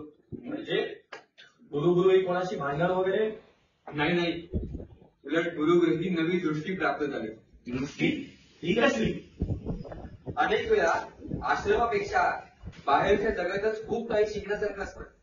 म्हणजे आश्रमातलं शिक्षण तुला आवडलं नाही? इथे शिकण्यासारखं काही नाही? बाहेर काय आहे शिकण्यासारखं? आचार्य म्हणाले, काही प्रश्नांची उत्तरं बाह्य जगातच शोधावी लागतात. कोणते प्रश्न? क्षमा करा, मी आता जातो. माझ्या चिंतनाची वेळ झाली. आपण या विषयावर अवश्य चर्चा करू. सत्यकामाच्या वागण्या बोलण्यात तेवढा बदल जाणवतो. विचारातही पोक्तपणा जाणवतोय, पण तेही गुणच वाटतं नाही का? अहिंसा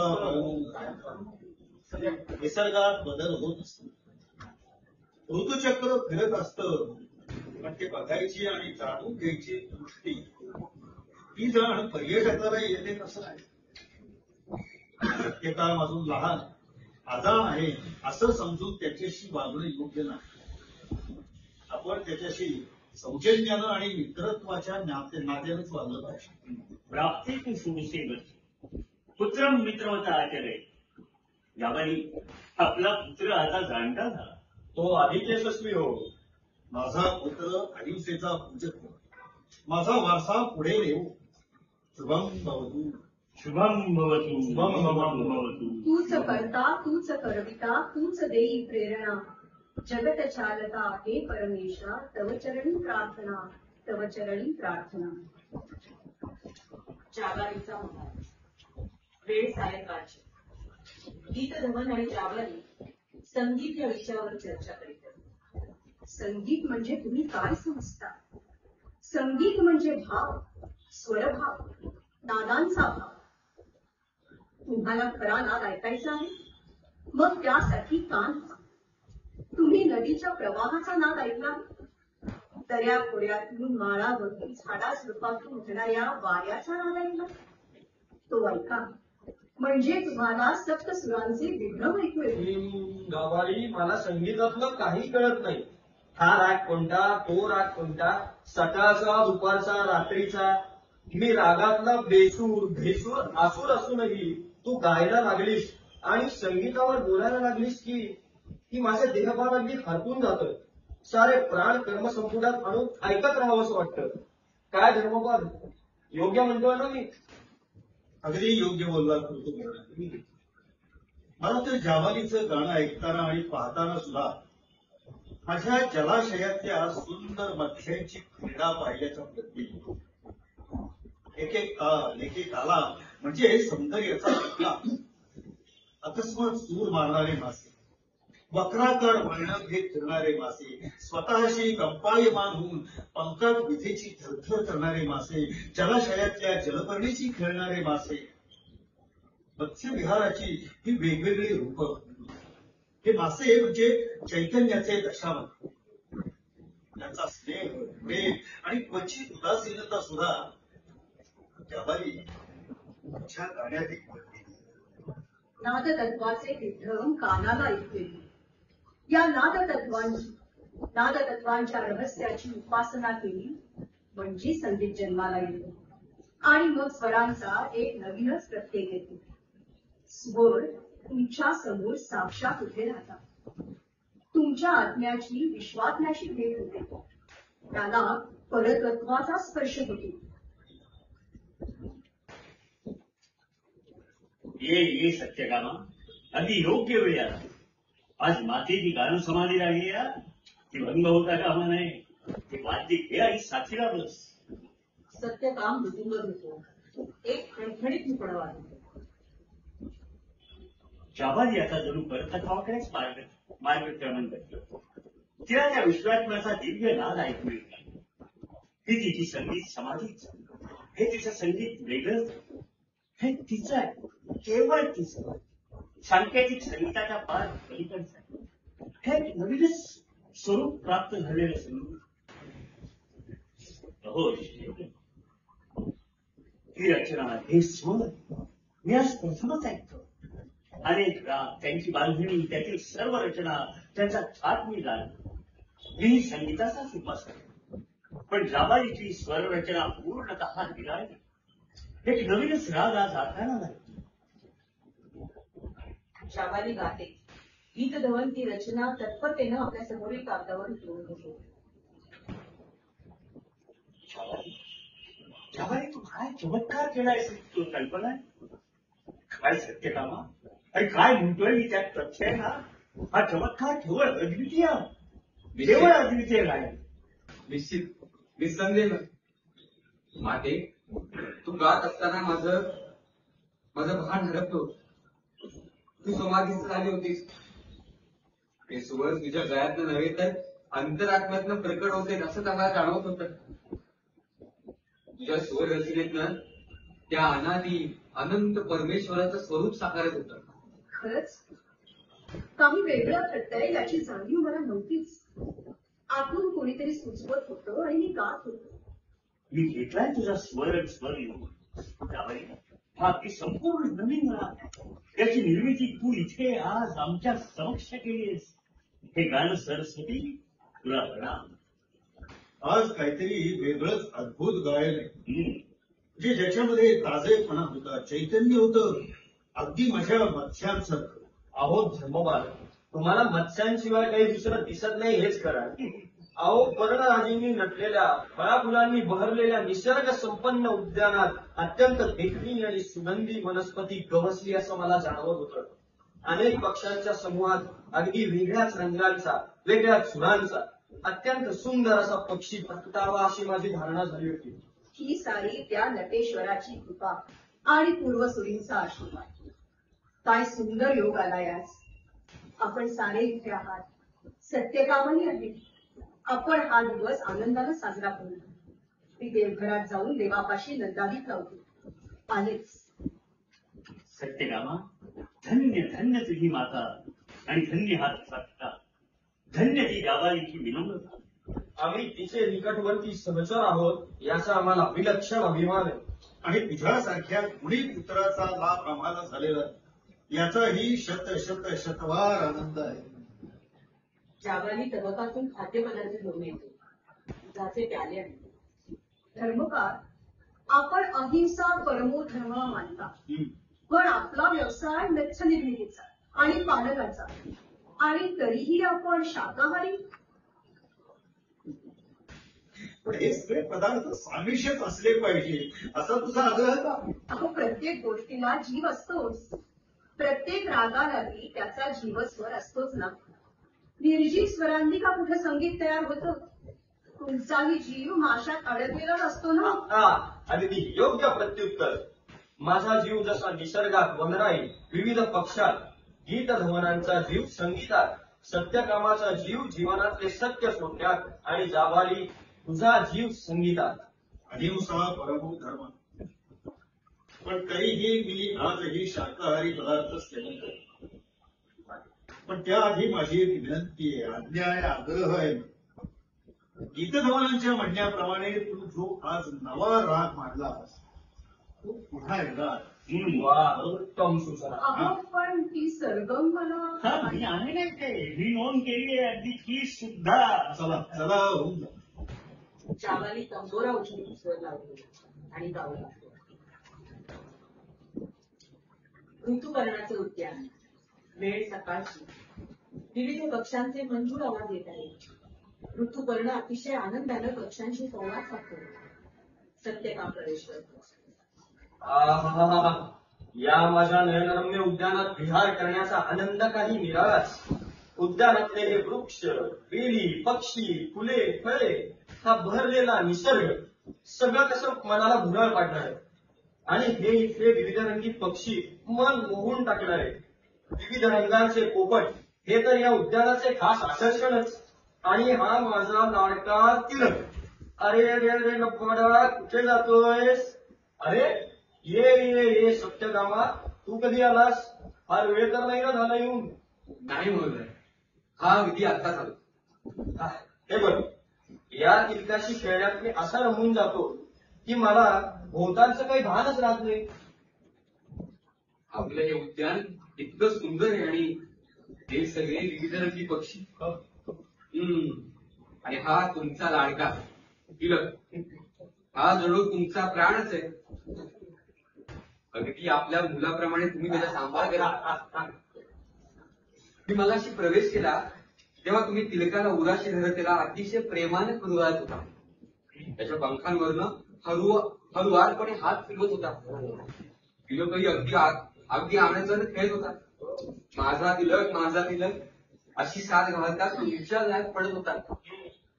पिता पुत्राचं उत्कट प्रेमच जड. खरंय. अरे सत्यकामा, जसा तू आहेस तसाच हा तिलक. तुम्ही दोघेही मला अत्यंत प्राणप्रिय आहात. आज या उद्यानात तू आलास, मला किती आनंद झालाय म्हणून सांगू. बरेच दिवस आपल्या बरोबर या उद्यानात यावं असा विचार मनात येत होता. आणि आज तो तुतीत उतरला. बरोबर. वा सत्यकामा, तुझा हा पिता आज धन्य झाला. या उद्यानात माझ्या बरोबर वेळ घालवावास असं मला नेहमीच वाटतं रे. हे उद्यान आता तुला सांभाळायचंय. हे सगळं आता तुझं आहे. मलाही आज इथे येऊन अगदी प्रसन्न वाटलं. छान छान सत्यकामा. पण आता मात्र जरा मला या तिलकाला घेऊन जावं लागेल. तिलकाला घेऊ ते कुठे? अरे दूरदेशीचे पर्यटक आपल्या उद्यानाच्या विश्रांतीगृहात उतरले. आपल्या या उद्यानाची ख्याती ऐकूनच ते आले आहेत. त्यांना या तिलकालाही पाहायचंय. चला तिलक राजे, तुम्हाला भेटण्यासाठी दूरदेशीहून अतिथी आले. चला चला चला चला, विलंब नको. बापरे, केवढं प्रेम, केवढी माया, पुन्हा पक्षाच्या येऊल्याच्या पिल्ल्यावर. ऋतुपर्ण महोदय खरोखरच अत्यंत मायेवर. त्यांचं तिलकावर प्रेम आहे आणि त्यांचं माझ्यावरही इतकंच प्रेम आहे. असा मायाळू पिता लाभणं हे खरोखरच किती भाग्याचं लक्षण आहे. पण ऋतुपर्ण महोदय असतील माझे पिता? तेवढ्यात पडद्यामागून सत्यकामाला ऋतुपर्ण आणि पर्यटकांचा संवाद ऐकू येतो. हाच आमचा लाडका तिलक. पहा असा श्रुतपक्षी तुम्हाला शोधूनही सापडणार नाही. अहो ही जात निराळी आहे हो, अतिशय दुर्मिळ. असं का? वा वा, मग तर हा आमच्या संग्रही असायला हवा. होय की नाही पतिराज? घेऊया ना हो. काय याची किंमत? हे मी काय ऐकतो, पर्यटकांनी चक्क तिलकाची मागणी केली आणि तीही द्रव्य देणार हे म्हणून. छे, ऋतुपर्ण महोदयांना हे कदापिही सहन होणार नाही. हे पहा, तिलक आम्हाला अत्यंत प्रिय आहे. आम्ही त्याचा विरोध सहन नाही करू शकणार. महोदय, आम्ही आपली खाती ऐकून इथवर आलो होता हो. असं कसं म्हणताय तुम्ही? आम्ही रिकाम्या हाताने परत जाणार नाही. तुमचा हा तिलक आम्हाला अतिशय आवडला आहे. अहो तुम्ही सांगाल ते द्रव्य द्यायला आम्ही तयार आहोत. हे घ्या ना. आणि या तिलकाला आता आमच्या स्वाधीन करा बरं. वा, त्याला आम्ही अगदी आमच्या मुलाप्रमाणे सांभाळू. धन्य. मी आत्ता लगेच व्यवस्था करतो. तिलका, नशीब काढलंच रे. जा आता यांच्या बरोबर. खरा नशीबवान आहेस. अशक्य, केवळ अशक्य. हे काय ऐकतोय मी? ऋतुपर्ण महोदयांनी आपल्या तिलकाचा एक पूर्णतः अज्ञात पर्यटकाबरोबर व्यवहार करून दूरदेशी पाठवून दिलं. हे वर्तन माझ्या आकलन शक्तीच्या अगदी पलीकडचं आहे. हे प्रेम आहे का? ऋतुपर्ण महोदयांचं तिलकावर प्रेम खरं आहे का? आचार्य गौतम ऋषी म्हणतात, प्रेम आणि निरपेक्ष प्रेम यात खूप फरक आहे. निरपेक्ष प्रेमानं माणसं वागली तर धरा आणि स्वर्ग यांचा संगम होण्यास अजिबात वेळ लागणार नाही.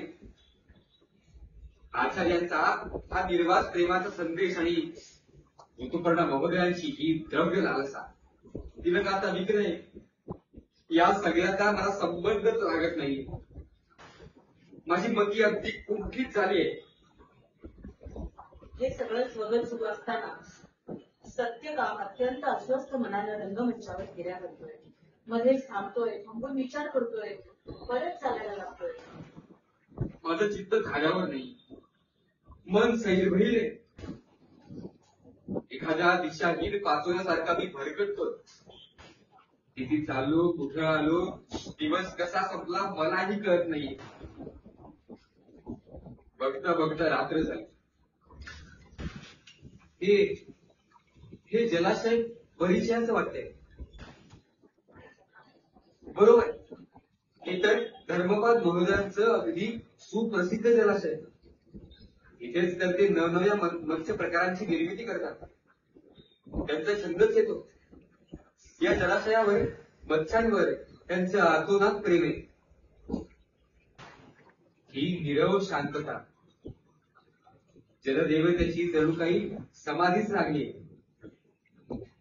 या जलाशयावर काही काळ बसून या जललहरींचा आणि त्यावर स्वैर होणाऱ्या माशांचा ध्वनी ऐकत ध्यान धारणा करतो. म्हणजे माझं हे अशांत मन जरा शांत होईल. सत्यकाम डोळे मिळत असतो. त्याचे डोळे असले की बंद. एवढ्यात त्याला संभाषण ऐकू येतं. हो, धर्मपाद महोदयांनीच मला पाठवलंय. मी त्यांचाच सेवक आहे. इथं कुणी यायच्या आत हा सगळा व्यवहार झाला पाहिजे. राजाच्या सेवकाची नजर चुकवून आलोय मी. हे घ्या, किल्लो द्रव्यमुद्रा मोजून घ्या. आज रात्रीच आम्ही सरोवरातले मासे लेतो, पड़ोसी देश में बहुत अच्छा दाम मिलेगा, और धर्मपात को कहो माशांची अजून पैदास करा म्हणाव, बहुत अच्छे चविष्ट आहेत, बहुत अच्छा दाम मिलेगा. खरे रे, काय माझ्या कानावर पडते. धर्मपाल महोदय आपल्या जलाशयातील सुंदर सुंदर वस्त्यांची तस्करी करतात. रहित जाऊद्याचा लोक आता सरळ गुन्हा. ज्या ऋतुपर्णाने धर्मपाल महोदयांना मी पित्या समान मानलं, त्यांचं हे असं स्वरूप माझ्यासोबत आता भीतीदायक पद्धतीने समोर यावं. या सत्याचा कसा करू मी स्वीकार. शेषे या प्रसंगानंतर ऋतुपर्ण आणि धर्मपाल यांना पिता म्हणून स्वीकारण्यास माझं मन जराही तयार नाही. पण गीत धमानावर त्याच्यावर माझा पूर्ण विश्वास आहे. मी आशावादी आहे. मी माझ्या पित्याचा शोध चालू ठेवणार. परमपूज्य आचार्य गौतम ऋषी आपले आशीर्वाद सदैव असो. शोध कार्य हे पूर्ण करावे हीच मनी भावना. शोध कार्य हे पूर्ण करावे हीच मनी भावना. इप्सित हे मम सफल व्हावे. ईश्वर चरणी प्रार्थना. ईश्वर चरणी प्रार्थना. जाबालीचे संगीत आले. वेळ सकाळची. जाबालीची गायन साधना सुरू होती. अतिशय तन्मयतेनं ती सकाळचा राग आवडते. अनेक दिवसानंतर सत्यकाम तिला तबल्याची साथ करते. गीतदमन प्रवेश करतो. त्याच्याबरोबर राजाचा प्रमुख मंत्री अधिकारी सुद्धा आहे. अप्रतिम अप्रतिम केवळ अद्भुत स्वर्गीय गायक. वा वा वा वा वा. आज आम्ही धन्य धन्य धन्य. सावरे हे राजमंत्री एका महत्वाच्या कामाकरता त्यांनी माझ्याकडे आपल्या भेटीविषयी इच्छा केली. भेटीची इच्छा व्यक्त केली. मी त्यांना आश्वासन शब्दात म्हणालो, जाबाली देवी कितीही कष्ट असल्या तरी आपण मत्संवय नालायक म्हटल्यावर त्या निश्चितपणे आपलं स्वागतच करतो. असो, आता माझं प्रास्ताविक मी आवडतंय. असं नसतं बाबा राजमंत्री. हा युवक कोण? सत्यकाम हा माझाच पुत्र आहे. हो हो माझाच पुत्र. अनेक वाद्य वाजवण्यात पारंगत आहे. संगीतातही त्याला गती आहे. अत्यंत कुशाग्र बुद्धीचा आहे. त्याच्या मनाने एखादी गोष्ट पूर्ण करण्याचा ध्यास घेतला की ती पूर्णत्वास नेण्यास तो ती पूर्णत्वाला नेणार. अगदी माझा अर्थ आहे सत्यकाम. एखादी गोष्ट करायचा निश्चय केला की ती तो पूर्ण करणार. उत्तम अत्युत्तम. चला, याचा अर्थ असा की आमच्या इथं येण्याच्या हेतूचा त्रिवेणी संगम होणार. घ्या, जलपान करा, मिष्टान्नही सेवन करा. आमची जाबाली म्हणजे अन्नपूर्णावर का. संगीत आणि पाककलेत कृष्णात अशी माझी अर्धांगिनी स्वामी. उत्तम अतिउत्तम चविष्ट चविष्ट. राजमंत्री, आपल्या आगमनाचं प्रयोजन. आमचं हे असं होतं बघा. एखादा स्वादिष्ट पदार्थ आमच्या मुखात पडला, त्यानं आमच्या मुखाचा ताबा घेतला ही मूळ विषय पारायण बांधला जातो. असो, तर मी काय म्हणतो, त्रिवेणी योग त्रिवेणी योग? मी नाही समजले. सांगतो सविस्तर सगळं सांगतो. नळदीप राजाचे 2 राजदूत आपल्या राज्यात भेटीसाठी येत आहेत. बर. त्यांच्या स्वागताप्रित्यर्थ सांस्कृतिक कार्यक्रम करावा अशी राजाज्ञा. आपण या नदीच्या प्रतिभावांचं जाईल का? आपण या महोत्सवात येऊन आपलं गायन सादर करावं अशी राजाज्ञा आहे. तसंच गीतधवनांनी लिहिलेल्या संगीतावरील श्रेष्ठ ग्रंथाचं प्रकाशन राजदूतांच्या हस्ते करावं अशी ही संकल्पना आहे. इथाल्यावर सुमारता कळली. आपले पिता सत्यकामही गायन वादनात गुंतून आहे असा हा त्रिवेणी संगम. अनेक उद्दिष्टांचा प्रतिसंग्रम योगायोगानं असा छान जवळ आलेला आहे. नाही म्हणजे आपल्या दृष्टीनं हे सारं उत्तमच आहे. आहेच. पण अशी विनंती आजवर आम्हाला कोणीच केली नव्हती. आम्ही वर्षातून एकदाच राजगृहात आणि एकदाच देवालयात जातो. याशिवाय आम्ही बाहेर कधीही जात नाही. आमच्या घराण्याची तशी पद्धतच नाही. हे कदाचित आपल्याला ठाऊक नसेल, पण गिरधवन तुम्हाला पूर्ण कल्पना आहे ना.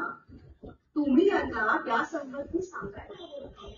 मी लिहिलेल्या पुस्तकाचा अनावरण समयी आपली दानसेवा बरोबर आपण नियमाला अपवाद करावा असा विद्वसरकरा योग पुन्हा येणे नाही. अहो ते कसे शक्य आहे? ती आमची परंपरा नाही. पण राजासाठी आणि राज्याच्या हितासाठी तुम्हाला तो अपवाद करावा लागेल. अहो बाहेरून आलेल्या राजहिताला संतुष्ट करणं हे राज्यहिताच्या दृष्टीनं, राज्य विस्ताराच्या दृष्टीनं आणि राज्याच्या संरक्षणाच्या दृष्टीनं ही अत्यंत महत्वाचं आहे. पण आम्ही आमच्या घराण्याची परंपरेची कक्षा ओलांडू शकत नाही. आमचा नांदा ओलांडावी लागेल. काय ओलांडावी लागेल. कक्षा ओलांडावी लागेल. प्रजाहिताकरता परंपरा मोडली. प्रजा परमेश्वराच्या पूजनासाठी कित्येकदा आम्ही असे राज्याचे संकेत मोडतो. ही राजनीती आहे. क्षमा करा, मला राजनीती कळत नाही. पण आमच्या घराण्याची नीती मला चांगली ठाऊक आहे आणि ती मी पाळते. वा, एका सामान्य गणितेकडून नीती आणि ती आम्ही शिकणार. संतुष्ट बरोबर का? आमचं घराणं गणितेचं नाही याचं भान आपल्याला असायला हवं होतं. आमचं अप्सरा कुलोत्पन्न घराणं. या घराण्याच्या प्रतिष्ठेला कलंक लागलेला मला चालणार नाही. 3 पुरुषांचा स्वीकार करणारी ही प्रतिष्ठा अलौकिकच आहे ती. अप्सरा कुळाचा रिवाज आहे तो. इहलोकी सहचरांचा स्वीकार करायचा आणि सहचरही असे की ते विशिष्ट कुळाचे, विशिष्ट प्रतीचे. हीच परंपरा आहे आणि हीच प्रतिष्ठा आम्ही जपली आहे. आपल्या सहचरांच्या विषयी चर्चा करण्यासाठी मी इथं आलो. राजाज्ञा काय आहे हे जाणून घ्या. समजून घे, विचार कर आणि मग निर्णय घे. बघ, ही राजाज्ञा आहे. ज्या अप्सरेच्या कुळात आम्ही जन्मलो तिनं प्रत्यक्ष देवादिदेव इंद्राला नकार दिला. इंद्रानं कोकून शाप दिला आणि ती धर्तीवर आली. त्या कुळाचे नियम आम्ही कसे मोडू? ते आम्हाला शक्य नाही. मी आपल्याला अखेच सांगतो, राजाच्या आज्ञेचा अवमान करू नका. आम्ही आमचा धर्म जाणतो, त्यापुढे सारं गौण आहे. क्षमा करा, पण आपले अतिथी जर इथं आले तर आम्ही अवश्य गायन सेवेनं त्यांना संतुष्ट करू. राजदूत आणि ते एका सामान्य गणितेच्या महादी. अशक्य, केवळ अशक्य. हा काय राजदरबार वाटतं की काय? क्षमा करा, लहान तोंडी मोठा घास घेतोय. माझ्या पूज्य मातेनं तिच्या कुलधर्माविषयी सगळं सांगितल्यावरही तिचा एक सामान्य गणिका म्हणून उल्लेख वारंवार करावा हे सभ्यतेचं लक्षण नाहीये. आपण का अप्सरा कुलभूषणाशी बोलत आहात त्याची जाणीव असावी. आता आपण निरोप घ्यावा. तुझा सत्यकामा जाबाली याचा दूरगामी परिणाम काय होईल याचा विचार केलाय? हा निर्णय विचारपूर्वक घेतलाय. सत्यकामा, राजमंत्र्यांना आदरपूर्वक निरोप द्यावा. प्रणाम. मंत्री महोदय, दिव्याची खास कापलेली हळूहळू नाही. मी सांगितलं समजून ना. चला आपण आपल्या माझ्या नवीन रचना ऐकवतो. सत्यकामा शांत हो रे. अरे अजून खूप उन्हाळे पावसाळे बघायचे तुला. मला घेऊ नकोस का? माझे आज मला तुझे दिव्य दर्शन झालं. मी पवित्र झालो, पावन झालो. त्रिवार वंदन तुला माऊली या तव पुत्राचे. त्रिवार वंदन तुला माऊली या तव पुत्राचे. तुझ्या उदरिणी जन्म घेतला भाग्य शत जन्मांचे. भाग्यशत जन्मांचे भाग्यशत जन्मांचे. गौतम ऋषींची आश्रम आहे. पहाटेची वेळ, बाहेर अजून अंधारच आहे. गौतम ऋषी आपल्या आसनावर बसून प्रातःकाळची स्तोत्र म्हणतायत. तोच बाहेरून त्यांना सत्यकामाची हाक ऐकू येते. गुरुजी गुरुजी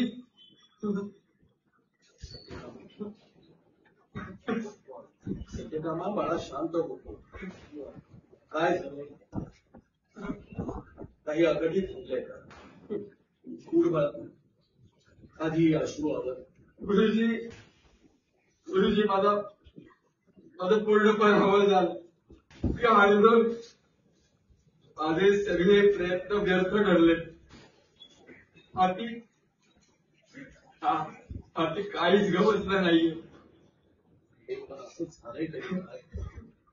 गुरुजी काल घडलेला प्रसंग मी वर्णन करण्याचं मी नाही करू शकत. वर्णन मी वाटेला कसं सामोरं जाऊ. मी रात्रभर चालत राहिलो, विचार करत राहिलो आणि अखेरीस आपणापाशी आलो.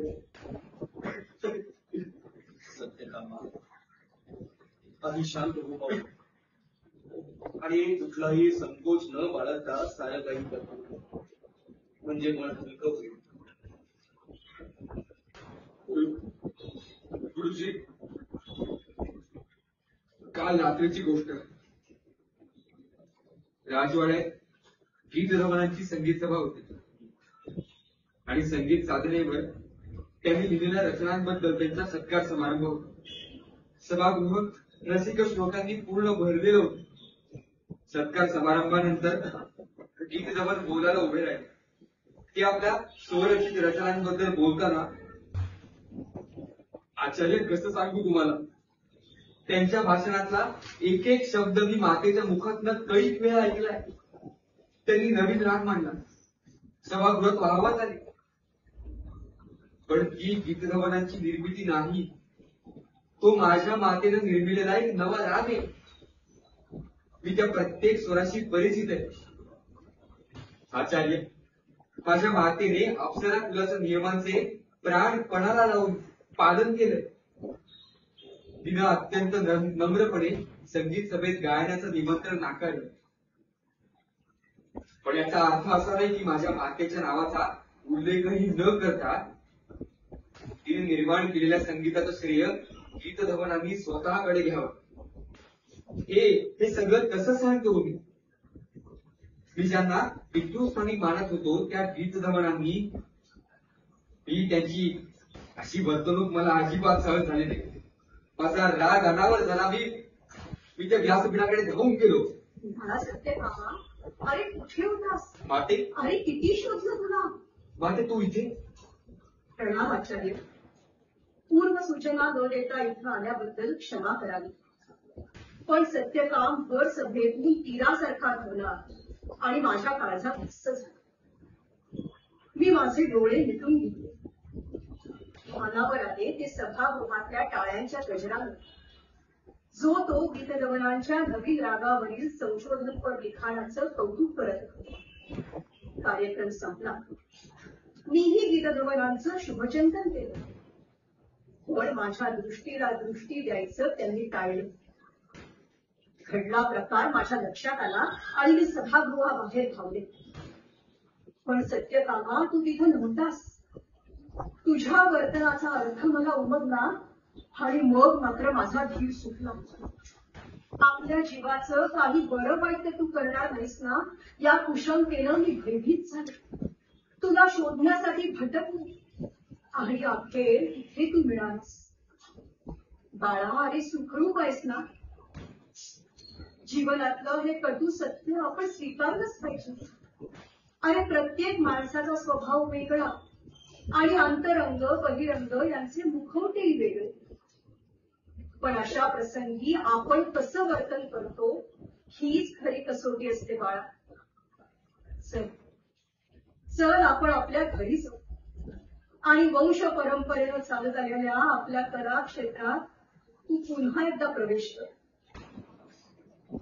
गुरुवर्य, मला क्षमा करा. केवळ मुलाच्या मायेपोटीच मी इथं येण्याचं धाडस केलं. कृपया आपण समजून घ्या ती आशा आहे. कुशल हो. मातीचे हृदय जाणत नाही तो कसला हो? तो कसला मानव? आज आपले दर्शन घडले मी धन्य. सत्यकामा, मातेचा शब्द शिरसामान्य आणि कला जीवनात नरवी प्रवेश करा. आचार्य, माझं शोधकार्य पूर्ण झालं. माझ्या मनातला सगळा संभ्रम दूर झालाय. मला माझा पिता गवसलाय. कोण आहे? आपणच. गुरुवर्य, आपणच माझे पिता आहात. काय सत्यकामा? सत्यकामा, आम्ही काय बोलतोच? क्षमा कर माते. आचार्य, क्षमा करा. माझ्या म्हणण्याचा तसा अर्थ नव्हता. पण मला सांगा, पोटच्या पुत्राप्रमाणे प्रेम केलेल्या शुक्ल पक्षाला द्रव्य लोकांनी विकणारे ऋतुपर्ण माझे पिता कसे असू शकतील? अहिंसा कर्मो धर्म असा सदैव अहिंसेचा उद्घोष करणारे, पण आपल्याच तलावातली मासे हिवराच्या जाळ्यात अभ्यासाना बांधणारे लोभी, देशद्रोही धर्मपाल कसे असतील माझे पिता? दुसऱ्यानं निर्मिलेलं संगीत स्वतःच आहे असं घोषित करून प्रसिद्धी मिळवणारे गीत धवन माझे पिता? नाही नाही नाही, त्रिवार नाही. यापैकी कुणीच माझा पिता नाही. आचार्य, आपण माझे जन्मदाते नाही, तरीही आपल्या कृतीतून विचारातून मला सदैव पित्याचीच वर्तणूक दिसली. आणि माझा पितृशोध पूर्ण झाला. मी धन्य धन्य झालो. पवित्र माझी असे जन्मदा, प्रतस्थ आपण विद्यादाता. तुमच्या वाचन पितृत्वाची कोण करेल पूर्तता, कोण करेल पूर्तता. यशस्वी हो सत्यकामा, शतायुषी हो. सत्यकामा, वत्सा हो. मी तुझ्यावर अति प्रसन्न झालो. ये असा कडकडून घे. अरे, तू जेव्हा आश्रमात पहिल्यांदा आलास ना, तेव्हाच तुझ्यातल्या विशेष गुणांची जाणीव मला झाली. तुझे गोत्र ठाऊक नसतानाही मी तुला आश्रमात प्रवेश दिला. पण इथवरच संतुष्ट न राहता तू शोध यात्रेवर निघाला आणि आज तुझ्या प्रश्नांची उत्तरं शोधण्यात तू यशस्वी झालायस. शिष्य म्हणून तू मला सदैव प्रिय आहेसच, पण आता मी पुत्र म्हणून तुझा अभिमानाने स्वीकार करतो. तो बघ, वृषभकाल होतोय. पूर्वेला ते अपूर्व दृश्य पहा. नवा सूर्योदय पहा. त्या भास्कराला आपण सारे सारखे देऊया आणि एक नवप्रारंभ करूया. तम विरले पूर्वेस उगवली सहस्र कमलदळे. तम विरले पूर्वेस उगवली सहस्र कमलदळे. प्रकाश द्यावी अवधी सृष्टी मंगल मंगल झाले. मानवतेचे पावित्र्याचे चारित्र्याचे रक्षण करते आम्ही होऊ धर्मन्याय नीतीचे. तत्पर राहून रक्षण करूया धर्माचे. तम विरले पूर्वेस उगवली सहस्र कमलदळे. प्रकाश द्यावी अवधी सृष्टी मंगल मंगल झाले. मंगल मंगल झाले. मंगल मंगल झाले.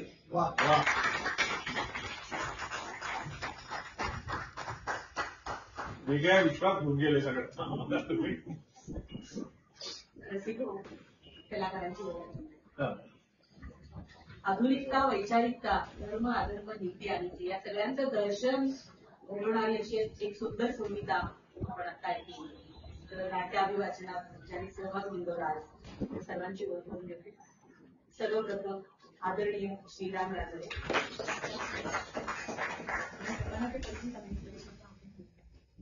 ते सध्या सुप्रसिद्ध ज्येष्ठ नाट्य अभिनेते, दिग्दर्शक, चित्रपट अभिनेते, कवी, लेखक, पुस्तकार आणि विशेषतः आजच्या या नाट्य संहितेचे म्हणजे मोहम संहितेचे सहलेखक आहेत. आणि आज त्यांनी पुरोहित आणि राजमंत्री या दोन भूमिका सादर केल्या. अगदी बहुआयामी बहुरंगी असं व्यक्तिमत्व या भूमिकेतून आणि त्याच्या एरवी सुद्धा निर्मित कामातून आपल्यासमोर साकारलं. त्यानंतर आपल्या दुसऱ्या लेखिका या नाट्यसंगीताच्या रुपाली कराड रानडे यांच्या त्या कन्या आहेत. US मध्ये त्या स्थायिक असून नोकिया कंपनीत त्या कार्यरत आहेत. त्या काही काळासाठी पुण्यात आल्या आहेत, पण त्याचं कलेवरचं प्रेम इतकं आहे की 10 दिवसाच्या अवधीत सुद्धा त्यांनी 3-4 तरी कवितेचे, साहित्याचे, नाटकाचे असे प्रयोग केलेले आहेत. स्वतः कवयित्री लेखिका आहेत. सोहमसाठी तर लेखन केलंच आहे, पण अलीकडेच त्यांचा मन चिंप पानोपान हा काव्यसंग्रही प्रकाशित झालेला आहे. आजच्या नाटकात त्यांनी जाबालीच्या महत्वाच्या भूमिकेसाठी अभिवाचन केलं. त्यानंतर रवींद्र सातपुते गेली 21 वर्ष Satpute sir new English school Ramanbag इथे कार्यरत आहेत. जाणता राजा या महानाट्याचं सादरीकरण त्यांनी केलेलं आहे आणि कसं केलंय तर 2,500 विद्यार्थी, शिक्षक, सेवक, संस्थाचालक या सगळ्यांना एकत्र घेऊन भव्य दिव्य असा महानाट्याचा प्रयोग त्यांनी उभा केला होता. हा मोठा अनुभव, कारण त्या सगळ्या बहुसंख्येनं सगळ्यांना एकत्र घेऊन कला सादर करण्याचा फार मोठा अनुभव त्याच्याकडे. नाटक, साहित्य, विविध कलांमध्ये रमलेले असलेले अनुभवी शिक्षक, दिग्दर्शक आणि कलावंत आज त्यांनी गौतम ऋषींची भूमिका आपल्यासमोर साकारली आपल्या अनुजाच्या मध्ये. त्यानंतर ईशान दमणे काळातला तरुण उभरता असा हा रंगप्रतिनिधी. कम्प्युटर सायन्स मध्ये सध्या तो डिप्लोमाचा अभ्यास करतोय आणि राज्य बालनाट्य स्पर्धेत रौप्य पदक विजेता आहे तो. पुन्हा एकदा अभिनंदन. सत्य कामाची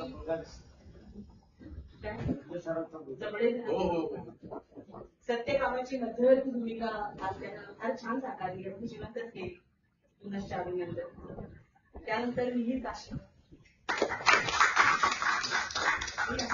तरुण उभरता रंगकर्मी आहे.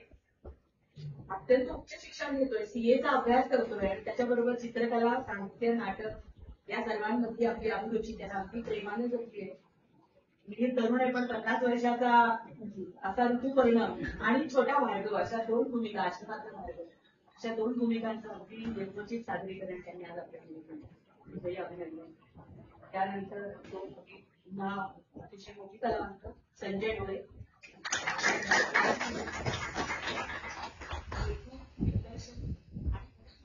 या नाट्य संस्थेचे ते कार्यवाह आहेत. त्या संस्थेचे 24 लोक नाटक सध्या त्यांचं चालू आहे आणि आज त्यांनी धर्मपाश महत्वाची भूमिका अतिशय आपल्या स्वतःच्या अशा रंगदार पद्धतीने सादर केली आहे. मनापासून आभारी आहे. त्यानंतर शेखर अनेक वर्षांपासून नाट्य, चित्रपट आणि दूरदर्शन या क्षेत्राशी त्यांचा संबंध झालेला आहे. अतिशय निष्ठावान असे कलासेवक आपण त्यांना म्हणू शकतो. बुकिंग क्लार्क ते प्रथम भूमिका अशा सगळ्या भूमिकेतून त्यांनी त्याचा प्रवास केलेला आहे. नाटकाची सर्व अंगे हाताळण्यात ते अतिशय पारंगत आहे आणि आज गीतदवर ही अतिशय वेगळी अशी भूमिका त्यांनी साकारलेली आहे. आणि मी ओळख करून देणार आहे इक्बाली पत्नी अतिशय उत्कृष्ट लेखिका, कवयित्री, IT कंपनीमध्ये नोकरीला आहे आणि विशेष म्हणजे परीस प्रतिभेचा या तिच्या पुस्तकाला महाराष्ट्र साहित्य परिषदेचा पुरस्कार मिळालेला आहे. अत्यंत गुणवंत आज माझी मैत्रीण ही आज आम्हाला एका धाग्यात तिने आज बांधून ठेवलेले आहे. आमची ती सूत्रसंचालक. तर न्यू फुले कला अकादमी, एकपात्री कलाकार परिषद महाराष्ट्र यांच्या गप्पांगणे उपक्रमात आज आम्हाला हे अभिवादन सादर करण्याची संधी दिली. त्याकरता मी या संस्थेचे, या आयोजकांचे, व्यवस्थापकांचे आणि सर्व मान्यवरांचे मनापासून आभार मानतो. आणि आपण सर्व श्रुती त्या पावसाने, त्या प्रेमाने आमच्याकडे आणि आम्हाला दाद दिली त्याकरता तुमचेही आभार मानतो.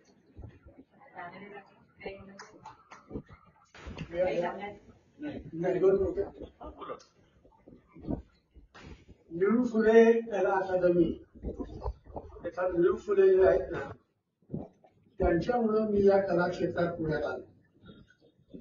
त्यांचं बोट धरून त्यांच्या सावलीसारखा मी 6 वर्ष होतो. निळूभाऊंना ज्या यश मिळालं, मलाही वाटतं की आपणही कायम स्वरूपात नाट्य क्षेत्रात, सिनेमा क्षेत्रात जा. मी निळूभाऊंना विचारलं, निळूभाऊ, मी येऊ का रे तुझ्या बरोबर नाट्य क्षेत्रात? तुला मुळीच येऊ नकोस, तू लग्न केलंयस, तुला 2 मुली आहेत, तुझ्यावर सगळी जबाबदारी संसाराची, तू काठानं सोबत जा. 1993 साली मी जेव्हा स्वेच्छानिवृत्तीचा शिक्षक म्हणून निर्णय घेतला, तो निर्णय घेण्याआधी मी निळूभाऊला भेटतो आणि म्हटलं, निळू, मी आता स्वेच्छानिवृत्ती घेतो. हो का? मग निवृत्ती घेऊन काय करणार आहेस? पुन्हा नोकरी?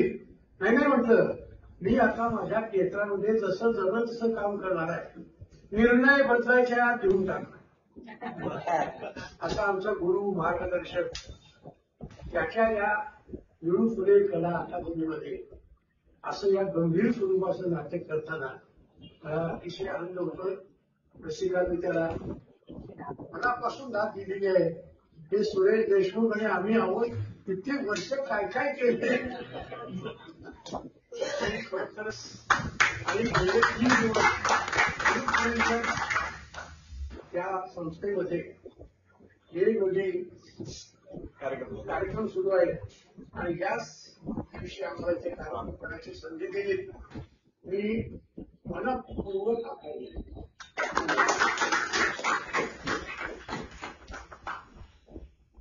आयोजकांकडे देते. त्यांचं झाल्यानंतर रसिकांना काही प्रश्न विचारायचे असतील लेखकांना,